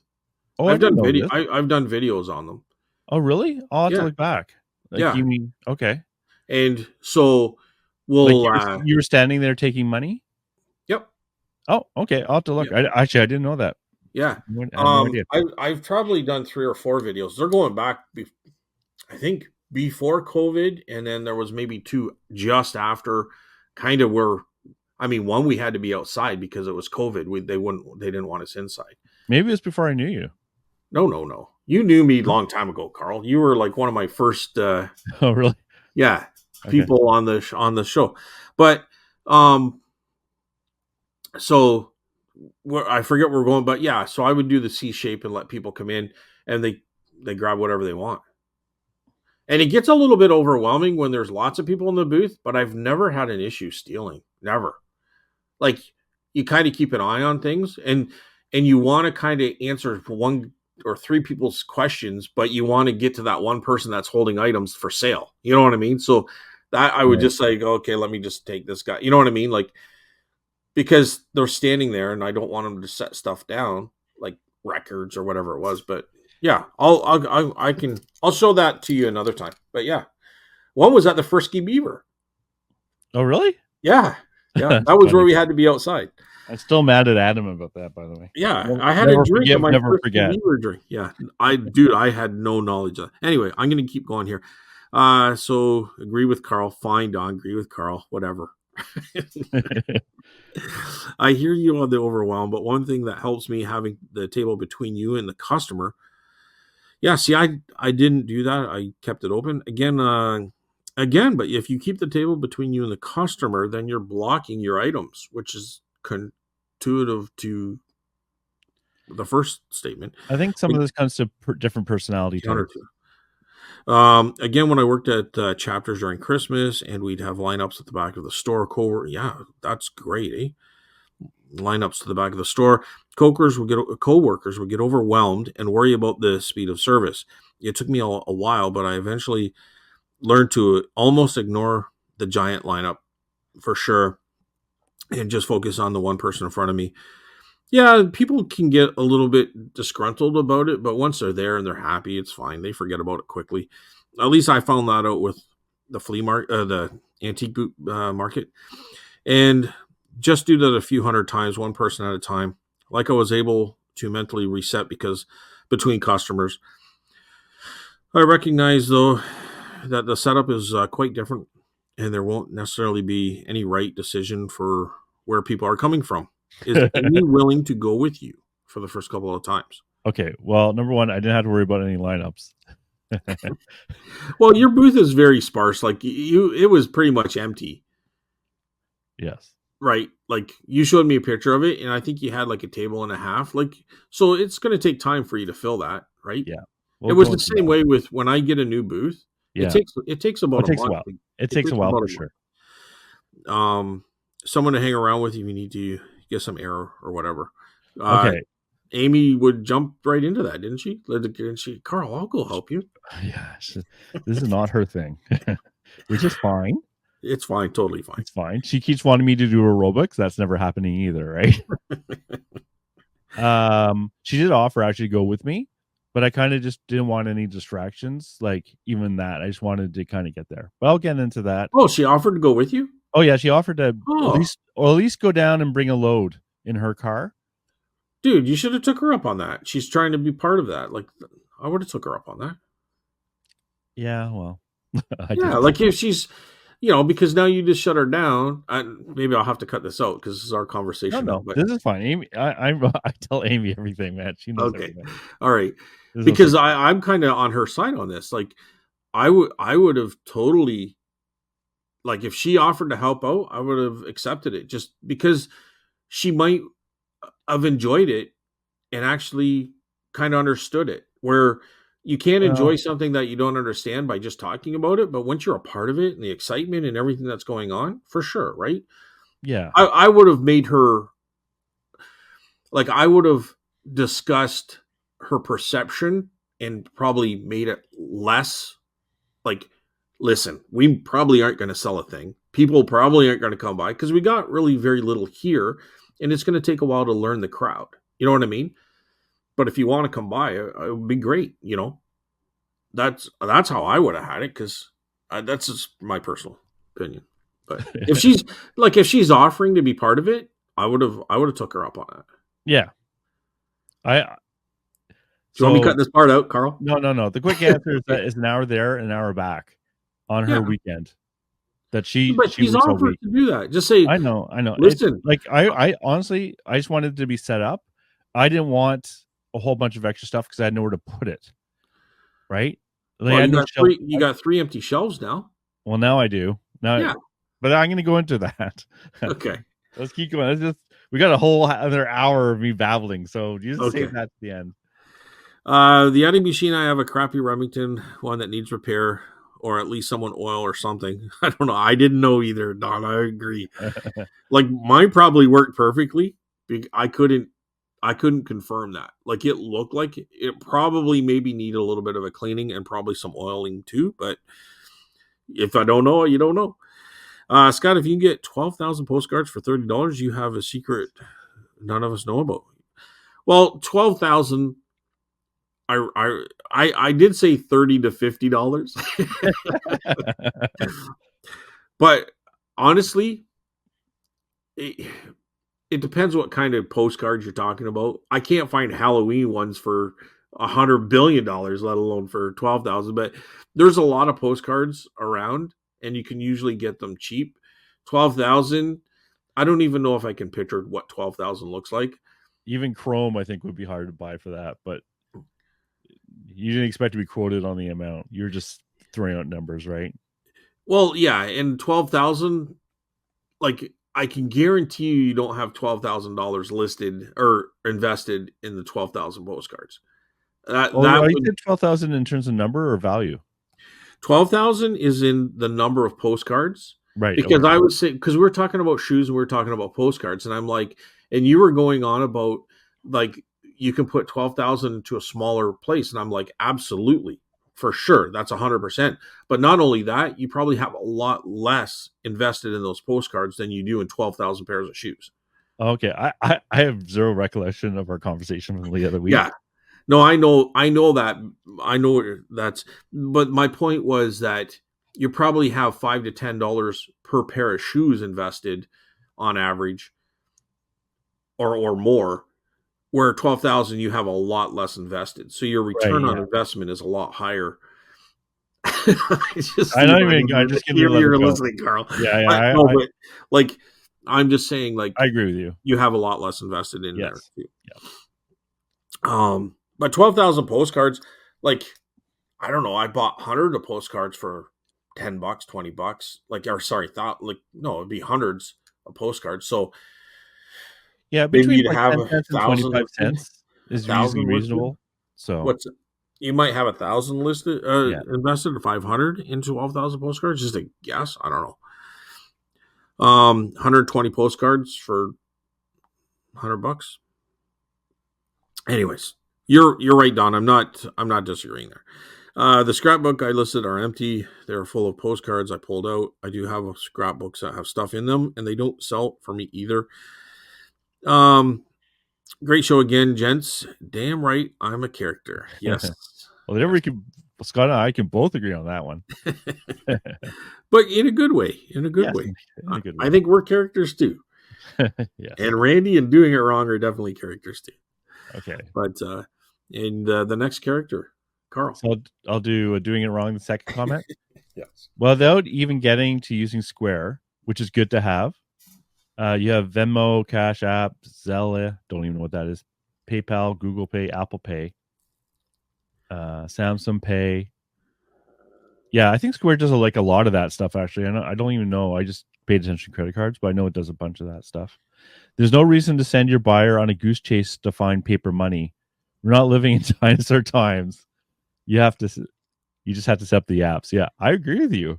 Well, it looks like everybody's Oh, agreeing with whoa, you, whoa! The Carl. dinosaurs are still alive. It's talking to me right now. Yeah. Wow. Hey, I'm a dinosaur and I love it. Yeah, Yeah. I like my dinosaur ways. That's just the way that's it is. okay. It's Yeah. okay. As Yeah. long If as you don't someone if you don't bring cash, get out of my booth. I'd have a big sign, cash only, damn it. cash only, back off with your credit cards and, your. I want to go into the conspiracy theories. Okay, let's keep going. We're at 120 minutes. We haven't talked about my dumb booth yet. Randy from Nova Scotia, Kelt. Hey, Scott and Carl. Carl, keep an eye on the Square transactions. I know last year the complaints about funds not being deposited. Now, That wouldn't be I'm, good. I'm going to kind of digress. I don't know if this is the same thing, but I do know that there was problems with e-transfer stuff where people were e-transferring and then canceling it after it showed it was I've there. heard of that too. Yeah. Yeah, so I don't know if that kind of is the same idea. Well, it's not that wouldn't be with Square, but I have heard that exact same story because everyone thought e-transfers were 100% confirmed when the money's transferred, but it turns out it's not quite true with some banks, which meant people were using e-transfers to scam people, and it was only some of the banks. It wasn't all of them, which is just like so idiotic. But I haven't looked into it because I don't really do a lot of e-transfers, Okay. not from people I don't trust. Anyways, Scott, I watched the Wyatt Earp documentary. Good. I love that documentary. yeah, I got permission to watch that one on my own, so I'm going to be watching that. You didn't yet? Not yet, but I'm going to. All right. I knew a lot about him before, and there was stuff in that show that was new to me. His life was more epic than anything Hollywood could produce. And another thing is, it showed at the end where he actually worked for Hollywood, and he kind of turned his name into a positive by kind of promoting himself in Hollywood movies. Oh, yeah. Right? Cowboys are interesting because it's like they're not as old as you think they are. No, that's for Like sure. it's like 1900. They were still like that was Yep. the end of the era, kind of speak. But they were Well, not. They had cars and stuff like just at the end, like at yeah. the end of that era. So, yeah, this would have been 1880, Yep. 85 in that 80, Yep. right? 1895, I think they were coming out with some of the cars and stuff. But So, yeah, yeah, but like funny. this was his era of when he was doing all his shit. Yeah, He lived into the 1920s, yeah. right? He was like 80 something years old. Like, so anyway, more epic than anything Hollywood could produce. I probably shouldn't tell you this, Carl, but I used to sell new boots and had them under my table. I don't understand what he means by that. I shouldn't tell you this, Carl, And but I had used them to sell under new my boots yeah. and had them under the table. I can see. This little Does he mean? wait, he's continuing on. This little Oh, brat would walk up every week and try to step on every toe. Oh yeah, just to ruin the new So that's shoe. what he means by that. He shouldn't I get would you kick that paranoid. kid in the head. Thanks for another fun show, Randy. So that's an extension of that first sentence. So Right. he didn't want to make you all paranoid, but kids can be a pain in the ass. I He's know. agreed. So it looks like people are agreeing with you, Carl, on that little square. But I still think cash is king, and I think I would strictly require cash, but I could change my mind. It looks like people are in your camp, so on that, which is It's fine. like at the flea at the antique market, you guys accept credit there as well, right? Oh, for sure. But every Yeah. transaction is accounted for and is recorded, All right. and they accept taxes. There's a whole bunch of shit going on there. But if Yeah. it was at a flea market, I not to go into the square thing forever, but I think people who are under 30, a lot of them are not cash is king people. well, And that number of people is increasing every year, in the my people opinion. under 30 probably wouldn't be interested in my stuff anyways. You'd be surprised. Okay, we can go into the booth now. Do you want Oh, to? Are you ready for that exciting okay, time? so well, thanks everyone for the comments, and Yes. Carl's Yeah. going to tell us in 3 minutes, and then we have to end the show. In 3 minutes or less, Carl. How was? No, I'm just kidding. Take as much time as you want. Obviously, I'm just Man. kidding. Girl's like, what? How do I speed do this? No, how was? And I'm looking for this, and I got lots of questions. How was first day at your flea market? So, do you want to start with the positive or the negative? Let's go positive, dude. I Okay. want to hear good stories too. So, one of my favorite things is I got a visit from some of our listeners to the podcast. Oh, wow, that's Yeah, super awesome. Tatiana and her husband showed Okay. up and said, "Oh, we listened to the podcast," and they know me from Two Dogs Digs. Oh, So that was awesome, and that's I awesome. really appreciate it. That's probably the highlight of my day, to be honest. Okay. And she got a lot of people source from the flea markets too. Yeah. Yeah. So she picked up a great jacket there, like a hunting Nice. jacket with all these patches and stuff like that. It was really neat. And Like an I was older one with yeah, I patch? think it was older. Yeah, it was kind of like that. It was a woolen jacket, I think, but it was older. It was definitely older because the patches were like at least from the 90s or 80s. So it was at least, Okay. And yeah, so I talked to her and her husband for a long time. That was great. It was just nice to have someone to talk to because it was a long day. So Yeah. so anyways, thank you so much for coming to say Yeah. hi. That's awesome. Awesome. Yeah, it was cool to have listeners show up too. So Yeah, you're famous. Yeah, exactly, famous. So some of the other positive things, the other vendors around me were really friendly. Yes. So there's a guy, Chris, who does toys, and a guy, I think his name is Martin. I'll have to ask again, unfortunately. He does coins. And another guy, Daniel, who is autistic, right? But he was really cool. He entertained me for a long time because he could just talk and talk and talk. Yeah. So it was great. Everyone, the customers were friendly. The other booth people were friendly. That was great, And the other positive thing is there was a lot of traffic. Good. It wasn't like you're sitting there with no one walking by. I think it was a long weekend, so that might have helped. And the weather was okay, but there were so many people walking by, so you can't complain about that. And the people shopping there are a mix. So you had the people who were like, older guys, with their wives going around with something to do. Then you had people with young kids walking around too, and they were fine. And then you had a lot of sounds strange, but younger women, like under 30, walking around in groups buying stuff too. So if there's younger women under 30 buying stuff, you got to sell Playboys. Oh, really? Okay. Yeah, because they would be the ones that buy, and they're Playboys from the 60s and 70s and 80s, but 60s and 70s.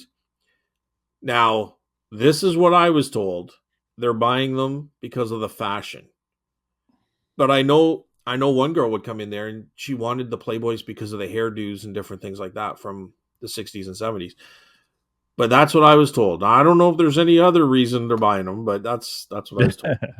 And it was true. Now some of them would buy them for their boyfriends or husband because it was on their birth date or whatever that situation. But Playboys are another really good seller, and most of them you're going to get under $10 for. So Keep that in mind. So there's an auction story with that, but I'll leave that to next time. But actually, a woman was buying Playboys, and I bought the other magazines off of her. Well, I told you. I know. Yeah, I it's told funny, you. eh? Yeah. And that was just last week or the week before. So there's the positives. So thank you everyone for listening. That's it. That's it for positive. Oh my god. Oh, dude. You warned me this was going to be a long show, and like that's it for positive. It's the negative time.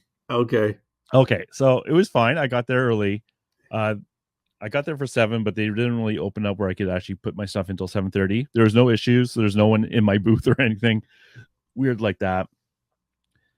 But it was a long day. Okay, so first things first, I sold $28 of stuff. Okay. The booth fee is $34. So I paid $6 to stand there for 8 hours. Okay. So let me just put it in perspective. I want to keep you on the positive. That to me, when I saw the picture of how much stuff you had there, Carl, Yeah, was probably a decent day. Because you could probably fit 10 times or more in that. Let's say 10 times more in your booth than what you had there. So if you were to do 10 times that, that's $280.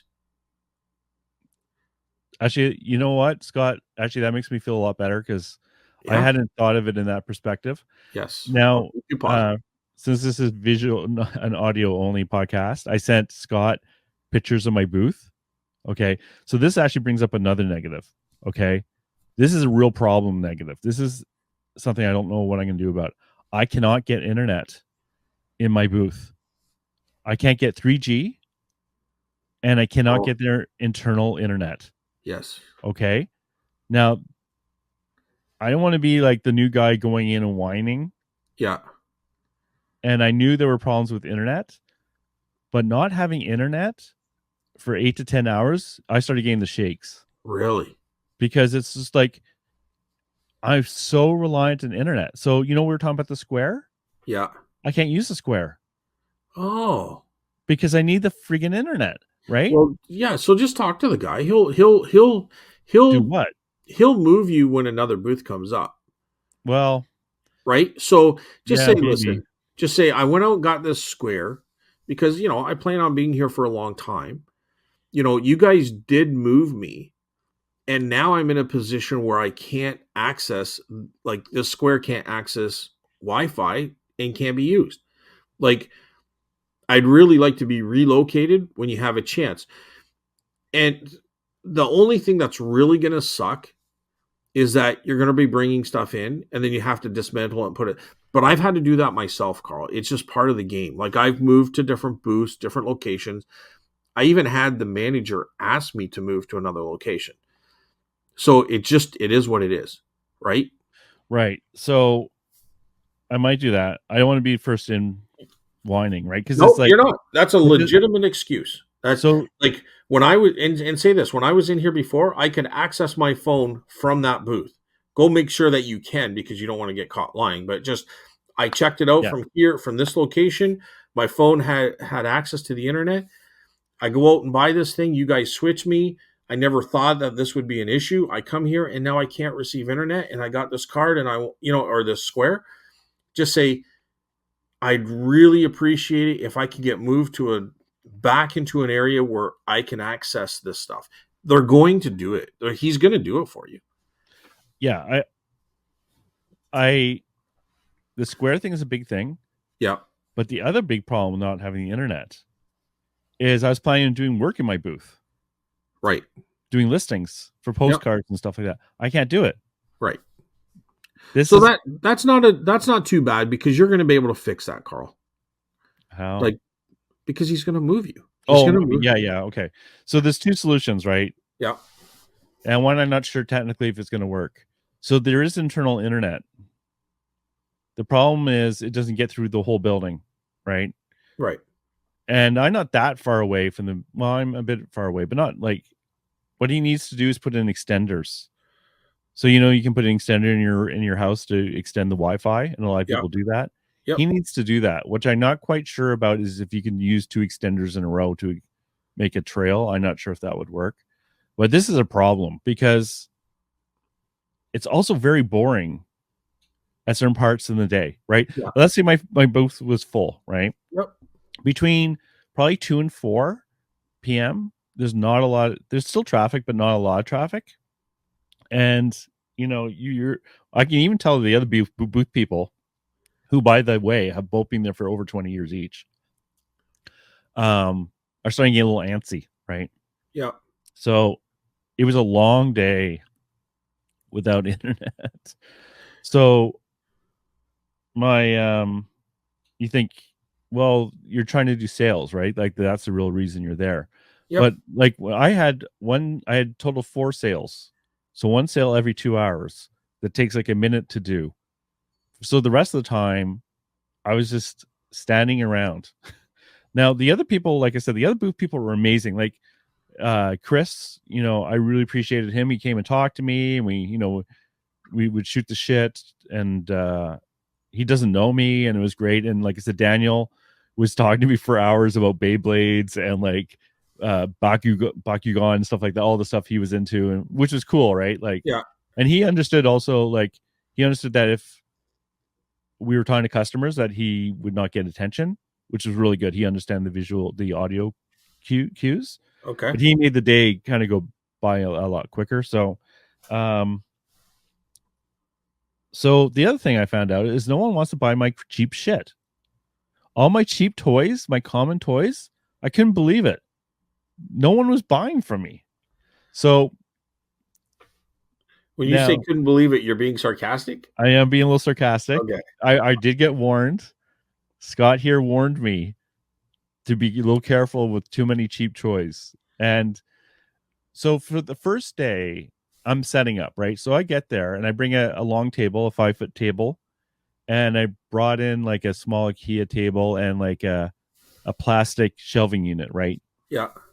And then I brought in as many smalls as I could, because smalls obviously don't take up a room in my car, and I could Right. have loaded my car up a little bit more, but I just kind of wanted to get there. So I set up the table and all that, and my booth was very empty because basically I had a long table at the front, a little plastic shelving unit, and an IKEA table with some just children's DVDs on it. Yeah.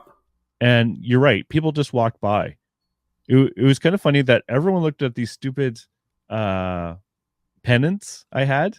These little, like the cloth Yeah. pennants Yeah. of these unknown teams. Everyone looked through those pennants looking for teams. I sold 2 pennants, but the Okay. rest of the ones I think are like these obscure, no one's heard of the teams. It was just funny how many people looked at that.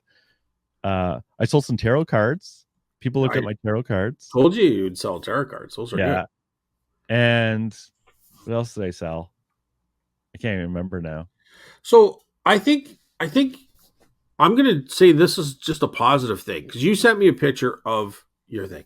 So first of all, you're gonna fix the Wi-Fi. There's no problem there because they can even hardwire a Wi-Fi cable right to you from their place, or put up, Yeah, I guess. or they could put it up somehow. You'll be able to figure out the Wi-Fi problem, even if they move you. Just say, "Listen, I agreed to moving. I had no problem, but you know what?" And don't get mad about it. Just get like kind of like very like puppy dog eyes sad. I'm Well, really like if I'm going to do disappointed. it, I'll just do this as a business thing. It's like I need this to run my business. Yeah, and tell them that there's other obstacles there. Like when you're bored, you were going to list stuff on eBay. You were going to Yeah. comp different things. Like there was a whole lot of things that the internet was important for, and we don't live in the dinosaur age. So Oh man, well, like you use that against me. So I know. but no, I'm sure he'll be more than willing to correct that, even if it means moving you. Second of all, until your booth is full, you cannot at all count on sales. Like you're not going to know your true value of that booth until your booth is full. It's just the way it is. Yeah, I hope you're right. So there's a I'm couple of I'm I'm with my experience, Carl, and I know other people will probably chime in and hopefully they agree, but my experience is if your booth doesn't have stuff in, it's just like listing on eBay. If you have 10 items listed or you have 5,000 listings, it's got to be, decent items, but for the most part, the more items you have, the more you're going to sell. And that's just like your booth looked very, very empty. It looked like white walls with a table in front. And that's what it was. Everyone said to me, you need to not rid of the white walls. You need to fill up the white walls. Yeah. Right. Everyone said that, including literally my mom. Yeah. Oh, okay. Yeah. And I agree. It's just that there was only so much I had to fill up. So I'm going to bring in 3 big shelves. Like they're 3 feet wide. Yep. The guy behind me. I'm going to bring 3 of them in for next week. So that's going to fill up some of that white space. So what I'm going to, for number 1, I had the table along the front with me behind it and a huge just nothingness behind me. Right. Yeah. So no one's going to stop. It's like garage sales. When you see a garage sale with one little table, you don't even stop at those, right? When it has like 5 items on it, you just keep driving usually because there isn't a good chance of finding stuff. So I've changed my mind on the S pattern. Right. I'm going to go with the C pattern. Good. Perfect. However, instead of the chair at the front, I want the chair at the back corner. I'm gonna tell you why I would not do that, if you don't mind. Do you want me to let you finish first, or do you want me to chime in? Yeah, let me finish first. Okay. The reason is I'm going to bring a DVD player, a portable DVD player. Yeah. So I can watch DVDs. Because I was bored as hell. I have ADHD. Yeah. I was buzzing, like in The Simpsons when Apu is stuck in the corner store all night and he starts running around like a butterfly. Have you seen that? Okay. That was me after like 2 hours. Okay. I was so bored out of my brain. So I need at least something. Okay. So I'm going to make a couple suggestions based on that. Right. First of all, don't be that. And I'm going to say this in kind of a weird way, but I'm not really pertaining. You say it the blunt way. I know what you're going to say. Okay. Don't be that creepy guy that's sitting in the back corner smiling at everybody that comes in. It was so awkward. Because what happens is you end up being a deterrent. Like people aren't going to feel comfortable coming in. Exactly. So what I would do is I would if you want to watch a DVD or a movie, I would have some DVDs or some movie stuff and maybe a couple of VCRs on a shelf, and I have a TV playing them that everyone can see. Yeah, but make sure there's no nudity or not a lot of swearing. There's got to be it doesn't have to be a kid's cartoon, but it can be something in between because you don't want to upset too many people. But I don't, honestly, I'd probably put horror movies on anyway. I don't care, but I'm just saying, so I would put that where I can stand outside the booth, look in. I can still watch my movie on the board times. I could sit a chair right at the corner. But when you get a lot of people coming by, because you're going to have moments where it's boring, but you're going to have moments where it's just tons of people. Well, I just saw blue light. And blue light usually means to me that someone's telling the truth. So I'll take I just saw I never talk about the blue light, but I just saw my blue light as a new agey person. So I'll go with that. I'll try that. Okay. So when a lot of people come by, slide the chair, so it's not in the way, just slide it to the side. Or I'm kind of more thinking of like a stool or a higher level chair. And then just kind of slide it to the side, like under your table, so it's not interfering with the walkway. And then be ready to just help people when they're going into your booth. You know what I mean? But when it's bored, pull the chair out and sit down, Yeah. I honestly, I don't think you're going to have enough time to be listing a lot of items. There might be a period of time in the morning. Maybe there's an hour to kill or something like that. Right. But for the most part, I think you're going to have people, if you try to list things, you're going to be like, okay, I got nobody's here. And then as soon as you start listing something, people are going to walk in. You know what I I mean? hope Like, so. I hope so. so you might have a couple of minutes where people aren't there, but I don't think you're going to have like 15, 20 minutes where people aren't there. Well, I don't Only know if the because you're going traffic. to have a full booth, Carl. And second of all, to get rid of that white uh, board, hang like a.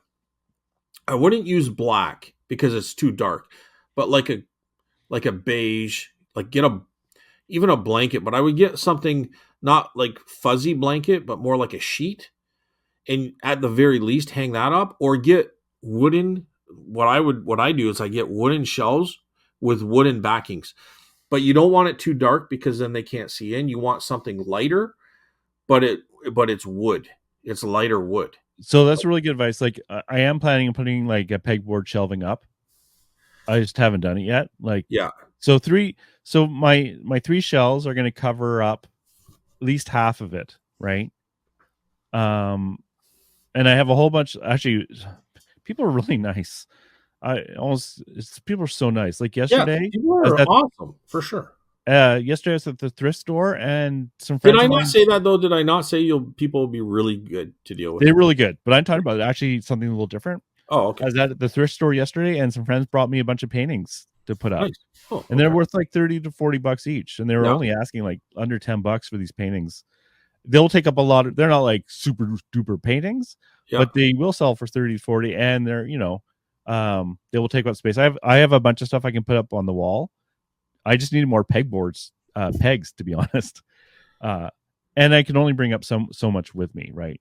Yeah. So I'm thinking it will be a little less drastic this coming weekend. It still won't be completely full, but it should be a little less full. But so there's two things I wanted to mention.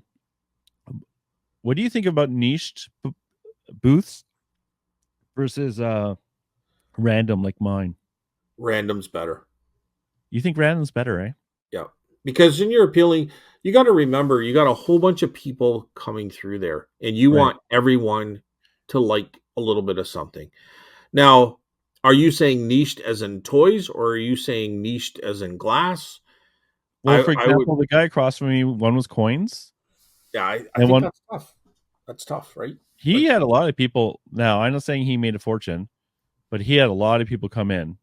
but Um, he's developed a trusting clientele over many years. 20 years, Yeah. over 20 Yeah. years. And even my friend Tim went over there and sold coins to him. He said, "This guy is trustable. I sell them to him." Yes. And then the toy guy, he was busy too, but you never can tell when people say, "Oh, it's the worst weekend ever," because Yeah. like some people say that every single weekend.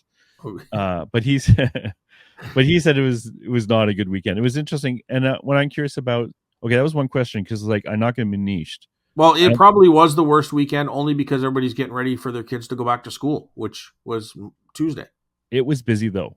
Like Oh, okay. Okay. I can tell you, like the traffic that was walking through was consistent and high. So I'm wondering if that was a long weekend fluke of like people taking their kids for a last out hurrah or what. There wasn't a ton of kids, but um so I'm not sure if that traffic was normal or not.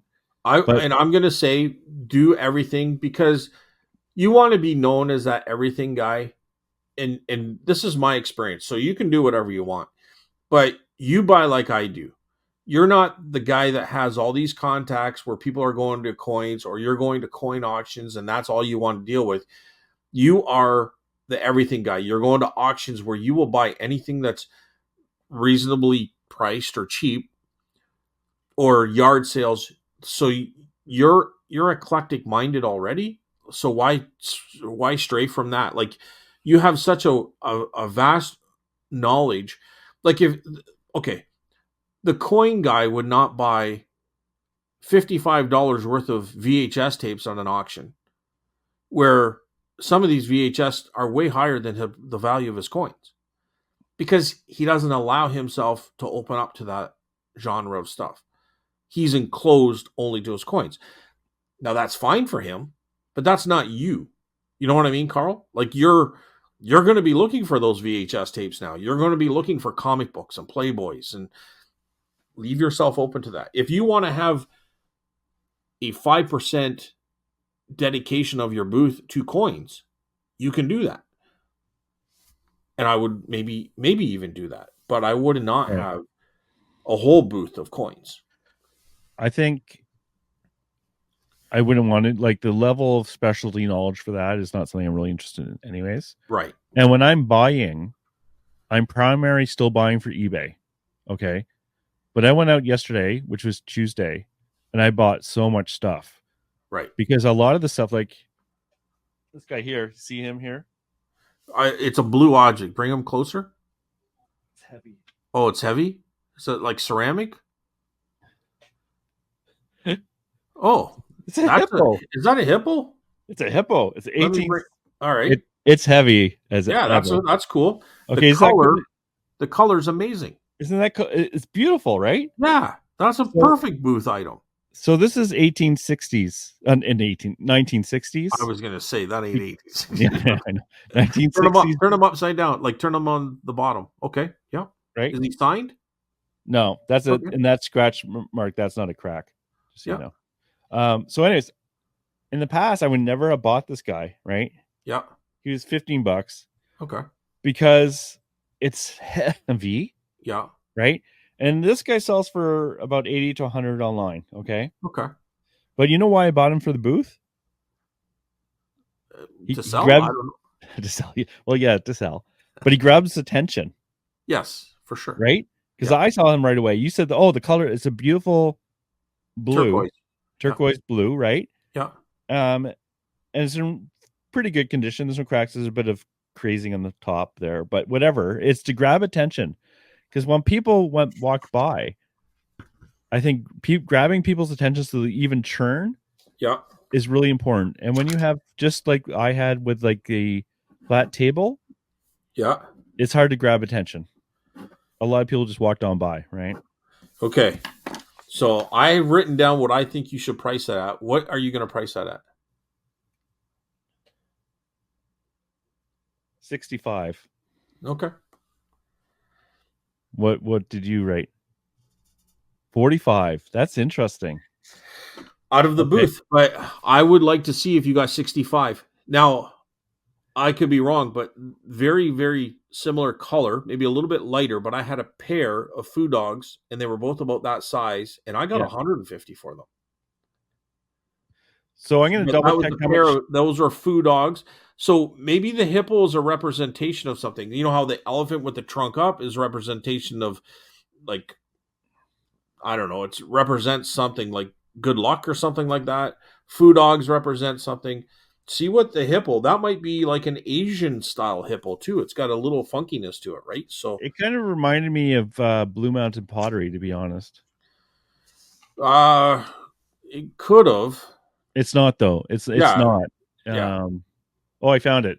So someone's actually asking 99 American or best offer. So anyways, it doesn't even really matter what the price is. What mattered to me is that, I just sold something. Nice. Is that it's something interesting in the booth. It's something unique. Yeah. It's not a bunch of generic toys that everyone can just get from the dollar store. That's a great item. I would have totally been all over that for sure. So here's my point being. Yeah. When I went buying yesterday, I was buying for the booth and I tried my best to avoid buying toys for the booth. I still bought toys, but toys for online, not for the booth, right? Okay. So my plan for this week is to bring in those 3 shelving units, big stuff like this. Not all big stuff. Right. But no toys. I'm not like when I purged, right, my eBay, I put all the toys into separate bins that will eventually get to the booth because it's all in the $1 to $15 range, but not now. I have enough toys that no one's looking at that I don't need to bring in more toys. What I want to do is fill the booth with interesting, bigger objects. Not all big objects, but that. Yep. Which I have less in my inventory, like, even stuff like, little things like this, like whatever. Yeah. So hopefully I'll get a little more attention. Hopefully the day won't be as long.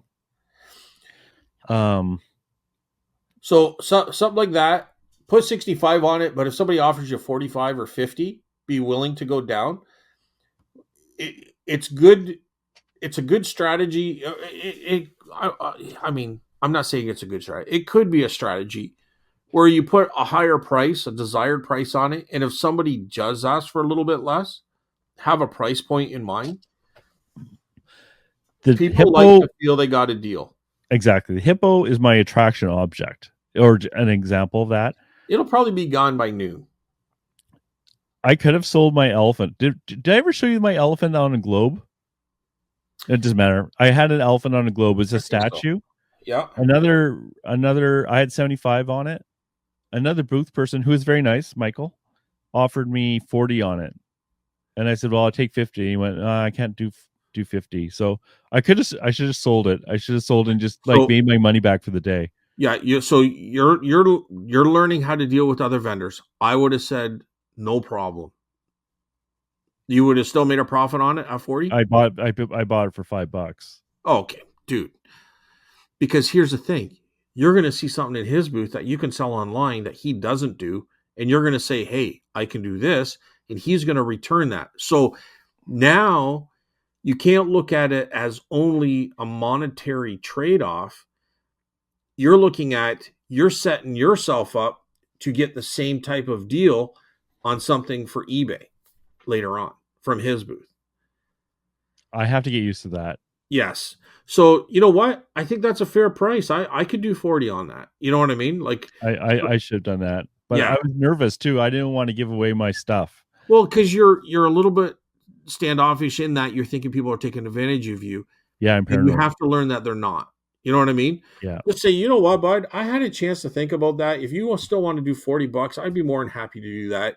And maybe down the road there'll be something that I want to buy from your booth. So if you're interested at 40, I'm willing to do 40. You know what I mean? Yep. Just say I was just kind of having one of those days, and I don't know. I went home and I'm like, why did I say that? Why did I say no to him? He was giving me a good offer.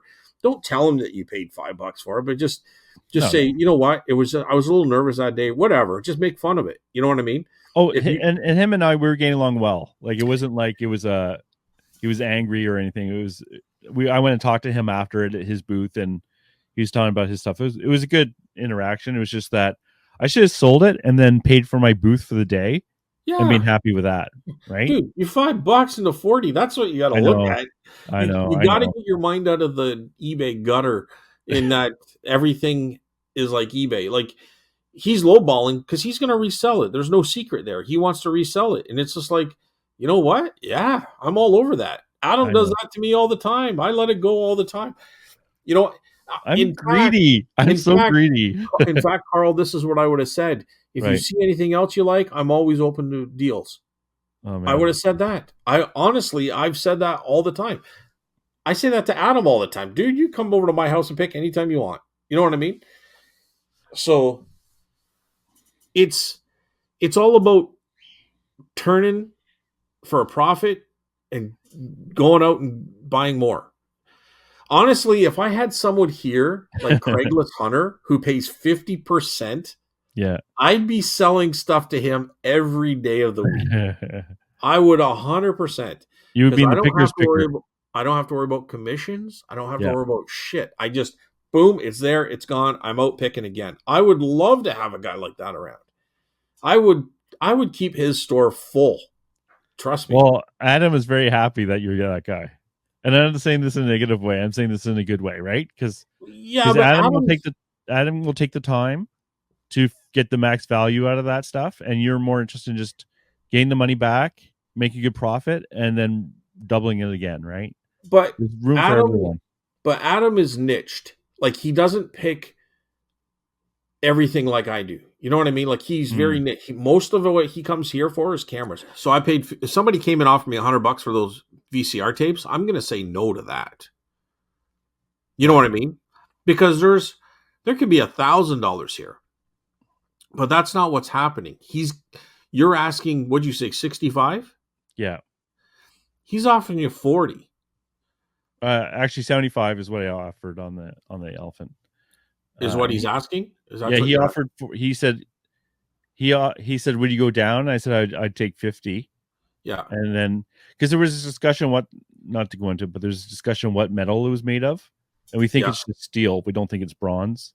Anyways, there's a big.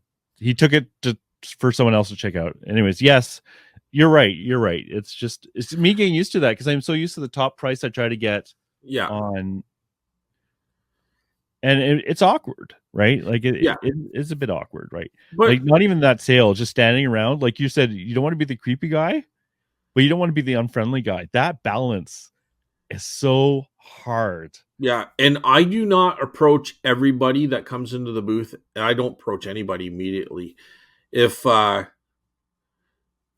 usually, if they're kind of humming and hawing or they're just kind of standing around, they're kind of looking at a few things, I might say, "Hey, buddy, I mean, it's different because I'm not there all the time, but I'm like, I'm here right now. I can do a better price on anything that you're interested in. Let me know." And then I keep working away. I think that's why a lot of people like stand outside their booth too, like you're saying. Yeah, you don't And want to like, interfere. but what Just do? You just like hang around, yeah. peek behind a corner, I don't I take up don't space in someone else's booth. I'll tell you this. I'm not worried about people stealing. I'm not worried about that. Right. Like it just happens so rarely. It's like the same idea. I don't feel I need to watch people. I just kind of do my own thing. I might pretend I'm sending a text because obviously your internet's not working.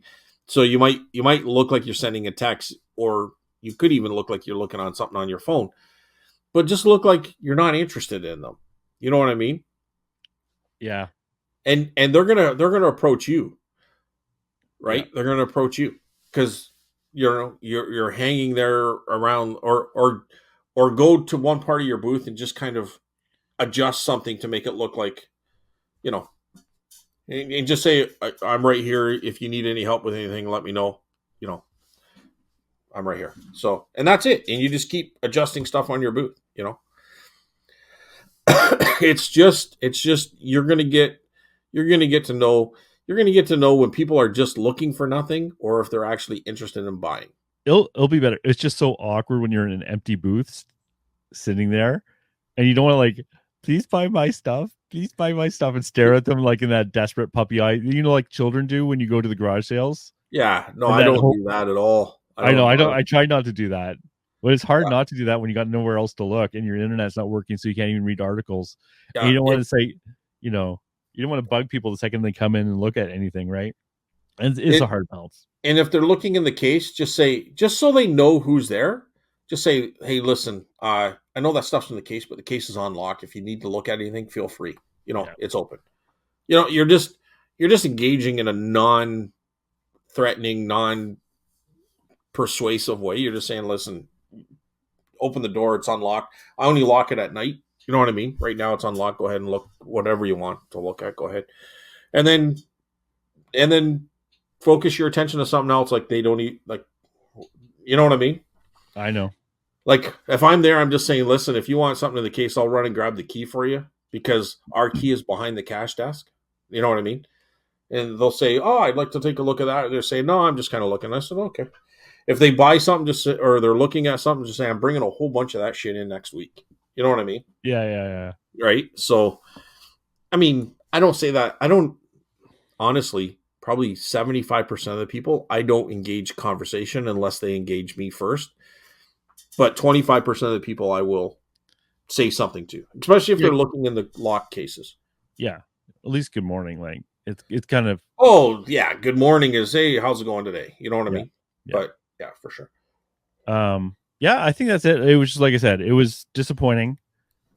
It was a long day. I slept that night. Holy crap. I went home after that. I had a nap until your show started at 8, Yeah. watched your show and went to bed and slept solidly into the morning. I was so tired after that day. Wow. Yeah. Yeah, Because but it's a long thing too. I would have had a good nap too. For sure. it's exhausting. Yeah. And it was like, it's discouraging because you always have high hopes. But hopefully, I should be careful what I say. Hopefully sales will go up from here. They will. I'm honestly, dude, once you pack that booth, like once you get some shelves in the back there, bring in like uh I don't know, like you can bring in flags or hanging things to hang like above the booths and stuff like that. Have a little step ladder because if you want to, reach for something on the top shelf or something like that, Yeah. you have that ladder there. because you don't want to stand on a chair and then it collapse and break and you fall over, and that would be an Yeah, awful yeah. day. It's still, even after this coming weekend, it's not gonna be full because No, it's still it'll take a month. It it'll took take me a a month. month. It takes me a month to, like, the boot downstairs is, it's like a 12 by 10, 12 by 12 type thing. So it's not much bigger. And it took me a month to fill it, and it never really was full. Like, things sold very quickly. I was surprised how quickly it sells downstairs compared to upstairs, but it took a while to fill that booth to get it to it. I can say it's full. Yeah. But So, anyways, that was my experience. so Hopefully, I think that's a good experience, Carl. Other oh than the man, internet thing, which is an easy fix.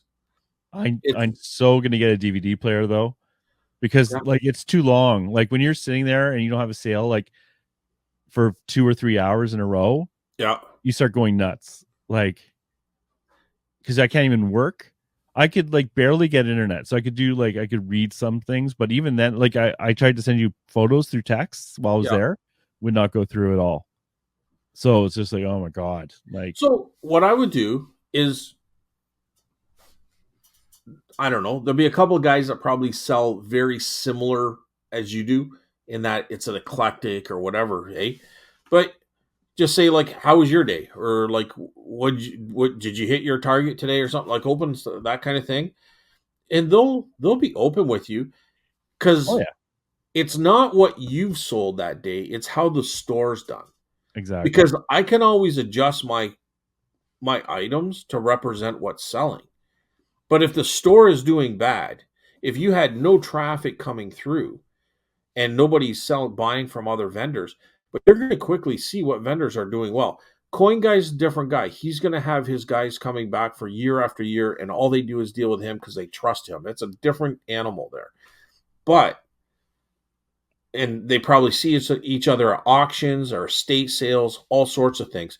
Or he'll buy entire collections, and this guy says, "Hey, I heard you bought Henry Smith's collection of coins. Do you have any of that stuff here?" So yeah, I just brought it in. I haven't really priced it, but I have it in this box. Here's a bunch of it here. yeah, Guys will go through that. He's got people that know him through, so you can't even compare yourself with that guy. You're gonna buy the hippo. You're gonna buy the elephant. You're gonna buy the old bottle in a $10 tray lot that came with a ton of shit, and you're gonna have all that stuff in your booth, and people are just gonna pick, and then they're going to get to know you. Carl gave me a really good deal on that bottle. He had $50. He sold it to me for 35. Like, I'm going to go yeah, back to him. You know what I mean? yeah. And you've got $5 in that bottle. Who cares? You paid $35. You made $30. I think also to get over the idea of I'm also there to get rid of dead inventory, And that's, yes, yes. That's and your, dead inventory is gonna be really slow. But that doesn't mean I can't have good stuff too. But I am like I was saying, I purged those 300 listings.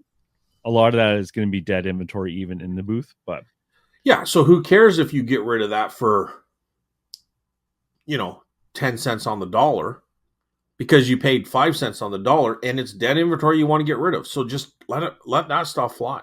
and I think also like figuring out the right prices. Like I had these Nintendo 3DS cases I thought would fly, and no one bought one.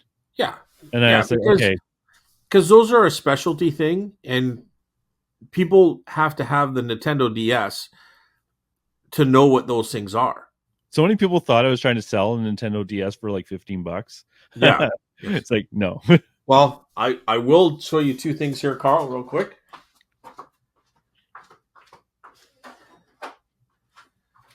You know where I got the soccer ball with the face on it? Yeah, yeah. So anybody new to the channel or not watch I got two Mad Balls, one with a basketball and one was a soccer ball. I paid $30, $15 each, $30 for the pair, and they go for $250 to $350. Also there, Oh no, $5. Nice. Nintendo DS's, yeah, $5. Do the hinges work? I didn't even, dude, I couldn't put them in the box quick enough. I know, right? Oh yeah, And screens got fingerprints, but they're scratch free too. oh, They're nice. Cobalt. They're, I don't even know. Oh, nice. The hinges are good. Like often the hinges are bad. Yeah, I'm gonna try turning it on here. and they Yeah, have the lowest. I got Chargers, but actually this is the pink and the cobalt blue. Those are the two great colors. So Oh man, $5 each. that's amazing. Yeah, I'm not gonna swear at you, but yeah. I didn't even show them, but I got so much stuff at that place. We were filling up box loads, but those Mad Balls are couldn't believe how much they actually were I worth. know it's crazy, It eh? was insane. But anyway, kind of digressing there. But that was just a little bit more of my week. But anyway, Oh, that's good. but you're You, going to start seeing that kind of stuff there too. Like, have you ever thought of doing a storage unit? You've got this oh, yeah. beautiful setup now where you can do crazy things like storage units and fill the booth up with that shit and just So, blow it out of there. so storage units. The problem is I don't have a big vehicle, and I have like my shoulder is effed, right? Like I'm not even just using this excuse. Like I have to be like me moving stuff. One, I don't have the vehicle for it. Yeah. So if I get a mattress in there, which often they almost always seem to have for some reason, I can't do it. But I'm not saying no. I'm just saying like that's way off my radar right now. And Well, I picked hey, up so much stuff yesterday at the thrift stores yeah. because like I even weird things like a tambourine. So this stupid tambourine sells for about 30 to 40, right? Yeah. So it's like normally when I pick that up, it's like, I'll throw the tambourine in there. People take it up and shake it around, right? Even if I ended up not selling it or I sell it for like $15 or something, it's okay. So it really opened up what I could buy. What I really avoided, like I said, is cheap toys because it's like I have a big backlog now of all the stuff I pulled. So, but big stuff or what else? I don't Like even know. musical instruments, tambourines don't sell quickly, but they always sell for me. I have like HO trains in the Yeah. sets.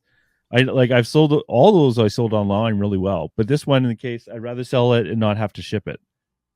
You know Okay. what I mean? But So hopefully that'll go. you're not going to get eBay money.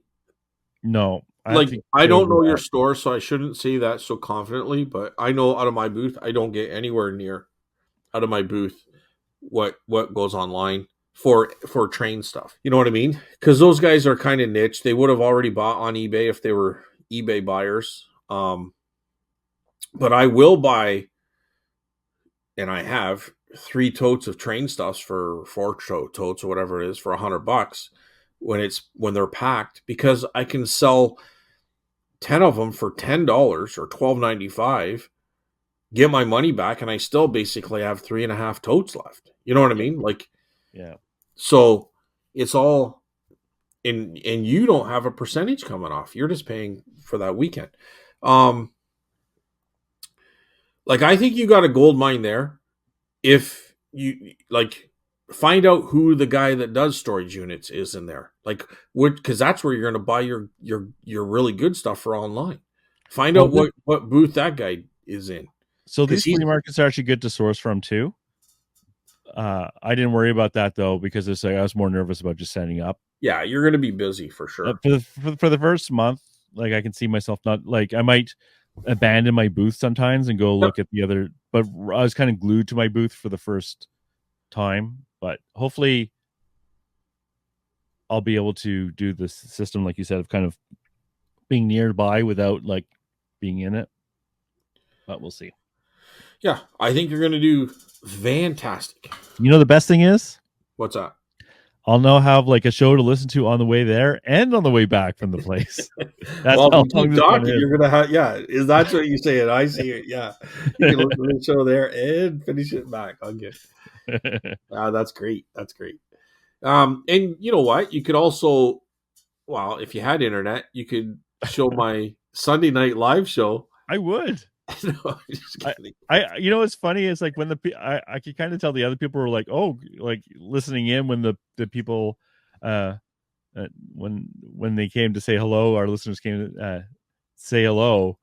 I think the other people were like, what the hell is this? And it's like, oh, that's great. I love that. That was my highlight of the day. Yeah. Yeah, thank you, Tachi. Yeah, nah. It was so nice of them to come in and say hi.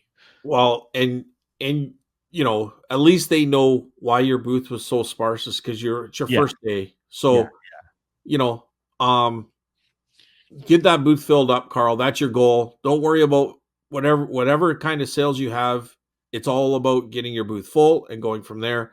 And I would say I would talk to the owner right away, because Uh, he might say, listen, I know there's some, just don't say nothing, but I have this booster, you know what I mean, because other people have complained before.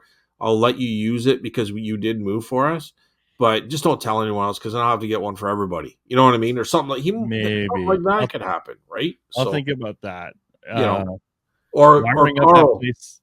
it might cost you an extra $10 a month, but I'll set it up so that you get a booster here, you know, and it's worth it Yeah, for you, right? yeah. Well, I'll think about that one. I'm not gonna pretend I'm gonna do that right away, but Yeah, but it would be if nice it to comes have. down to it, I can always go outside and use the square. Thankfully, there's a door right there near me. If I'm in the right position in my booth, I get 3G. And then everybody thinks Carl's doing drug deals out in the Oh, yeah, back, right? I guess so. Eh? And when it's -30 outside, it might not be such a great. That door will be closed, so I'll get zero internet at that point. Yeah. I picked a bad day to quit amphetamines.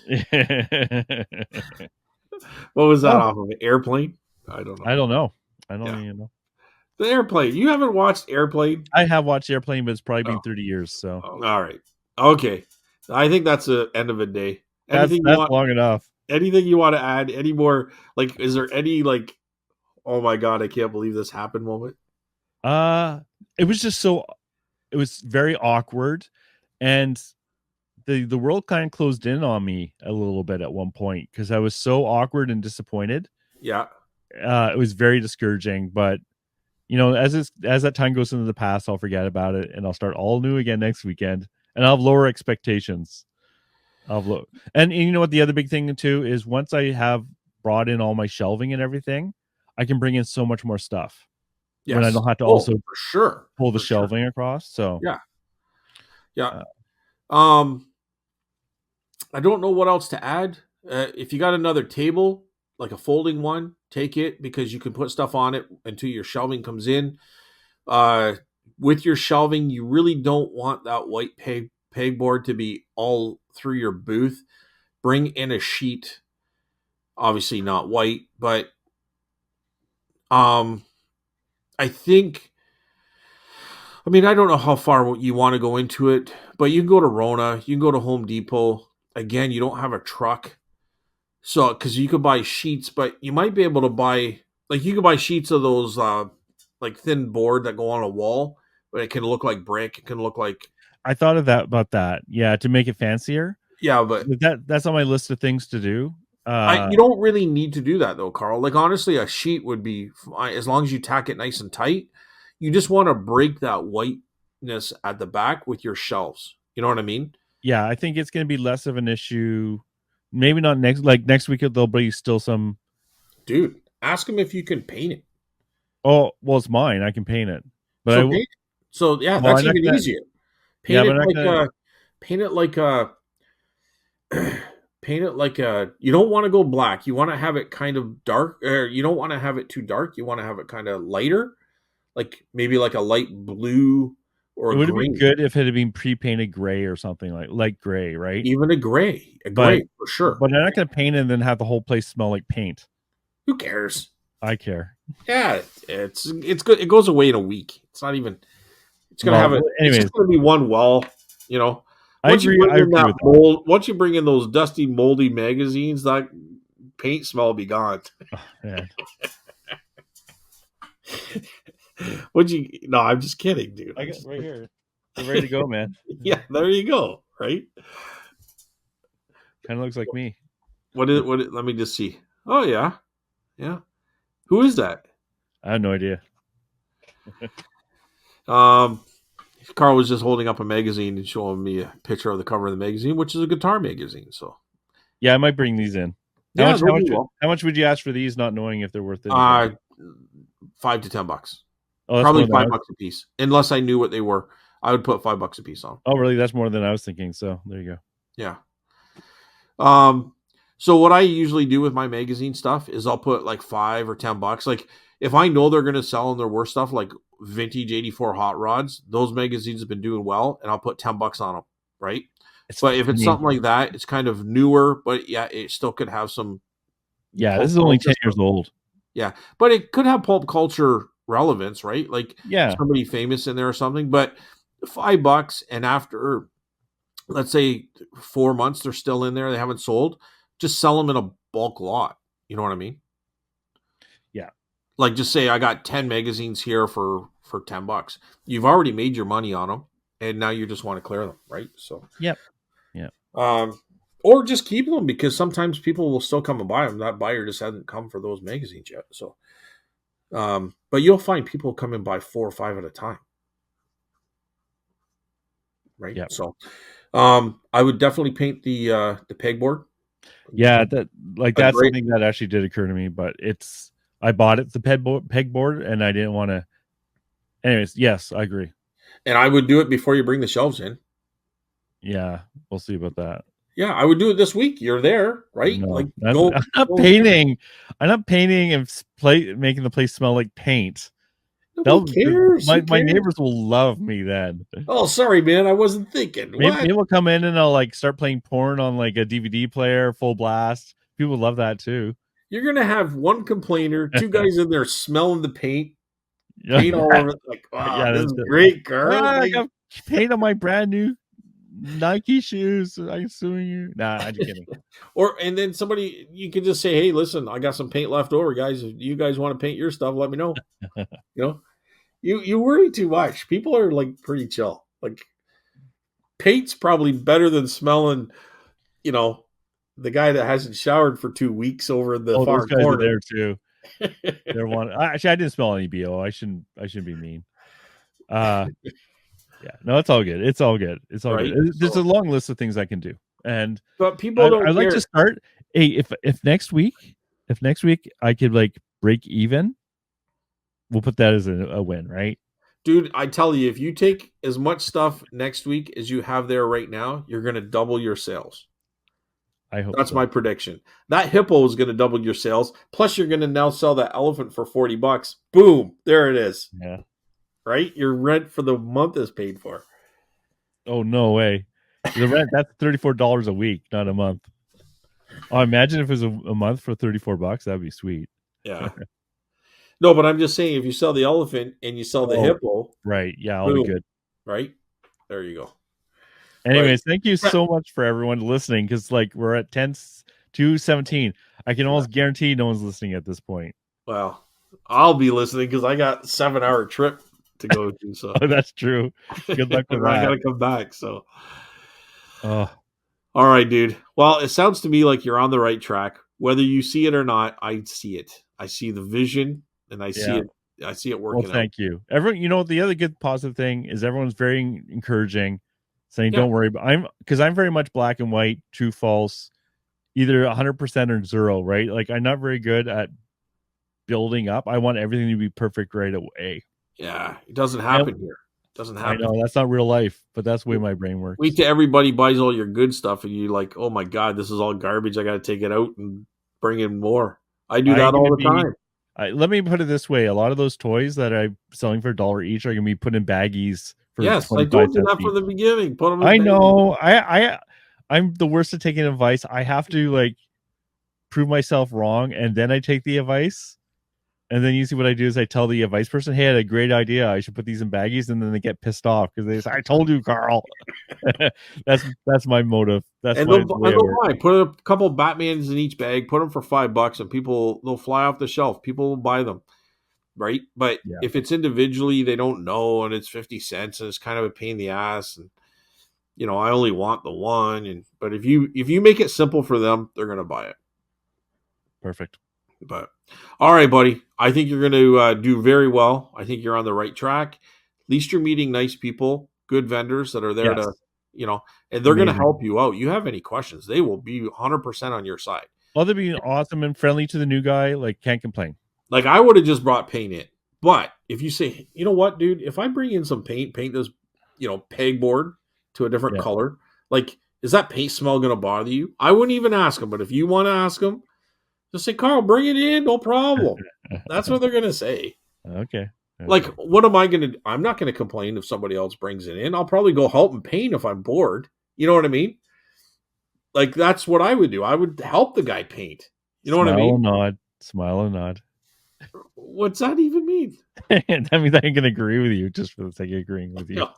No, but seriously, I would go and help that guy paint. Hey, you got an extra roller? I'll paint this wall for you. Mm-hmm. You know what I mean? Yep. People are like that, Carl. You're gonna find out, man. You're gonna find these are probably hillbilly guys that are country folk like me, right? And they're selling to city people that come into the country. You're already in a barn. You're already in a chicken barn, a sheep barn, or something. Yeah, cows or something. I'm definitely gonna. Yes, yeah, dude. You're into my neck of the woods. You're into my kind of folk. You know what I'm saying? Well, I hope they buy all my country music I'm going to be bringing in over the next few weeks. They're not going to buy country music. Johnny Cash, Waylon Jennings, Willie Nelson. You'll get away with it, but other than that, But I'm just saying, these people are going to be wanting to help you out. You're the new guy; they're going to want to help you, dude. You know what I mean? The positive thing I see is a lot of the people being there for like umpteen years, like 20 years. Yeah. If they were losing money, they wouldn't be there. They wouldn't be there for sure. Well, that's not 100% true. Okay, they're not losing money. Listen, they're not losing money because they're paying very little rent and there's no commission, and it's a good thing. However, I have seen it on the flip side. Yeah, 20 years, you're right. If they're there for 20 years, they're not losing money. But I have seen people there for a couple of years and they're not doing that well. But anyway, regardless, it's all good, Carl. Those guys will help you out. They're going to be wanting to help you. Like that's just the nature of how we are. You know what I mean? If you're an asshole, they're going to call you out. They're going to tell you, Carl, get the hell away from me. You're you know what I mean? I just wait. If you're a nice guy, they're just going to say, hey, buddy, whatever you need, let me know. You know what I mean? Yeah. You know what I do? Hey, guys, I'm going for a coffee run. Anybody want a coffee? I'll buy a round of coffees. Go do that. Just say, listen. Just say, listen, next week. Yeah. Coffee's on me, guys. I appreciate you helping me out. Write down what you want for a coffee. Bring everybody in your immediate area a coffee. Yes. Just say, coffee's on me. Bring them a bunch of coffee. It's going to cost you maybe $20 at most. You know what I mean? People don't care. You could paint your walls with horse manure and they're not going to complain. For free coffee, yeah. For free coffee. Timmy, you got it, buddy. But anyway, dude, you're going to do well. I can't wait to hear next week's. Stay tuned for next week. All right. Yeah. Thank you, everyone. Thank you for listening. To be rambling on at the end. All right. Everyone, have a good week. Carl, I wish you the best next week. Have a good week. And I hope you have a great trip. Oh, yeah. I'm glad you're leaving the house for more than one day. We're going to do some yard sales. We're going yard selling up in Sault Ste. Marie area. Oh, there you go. Yeah. All right. Thanks, everyone, for listening. We're on Spotify as well and YouTube. We're here every Friday, new episode. And have a good week. Bye, everyone.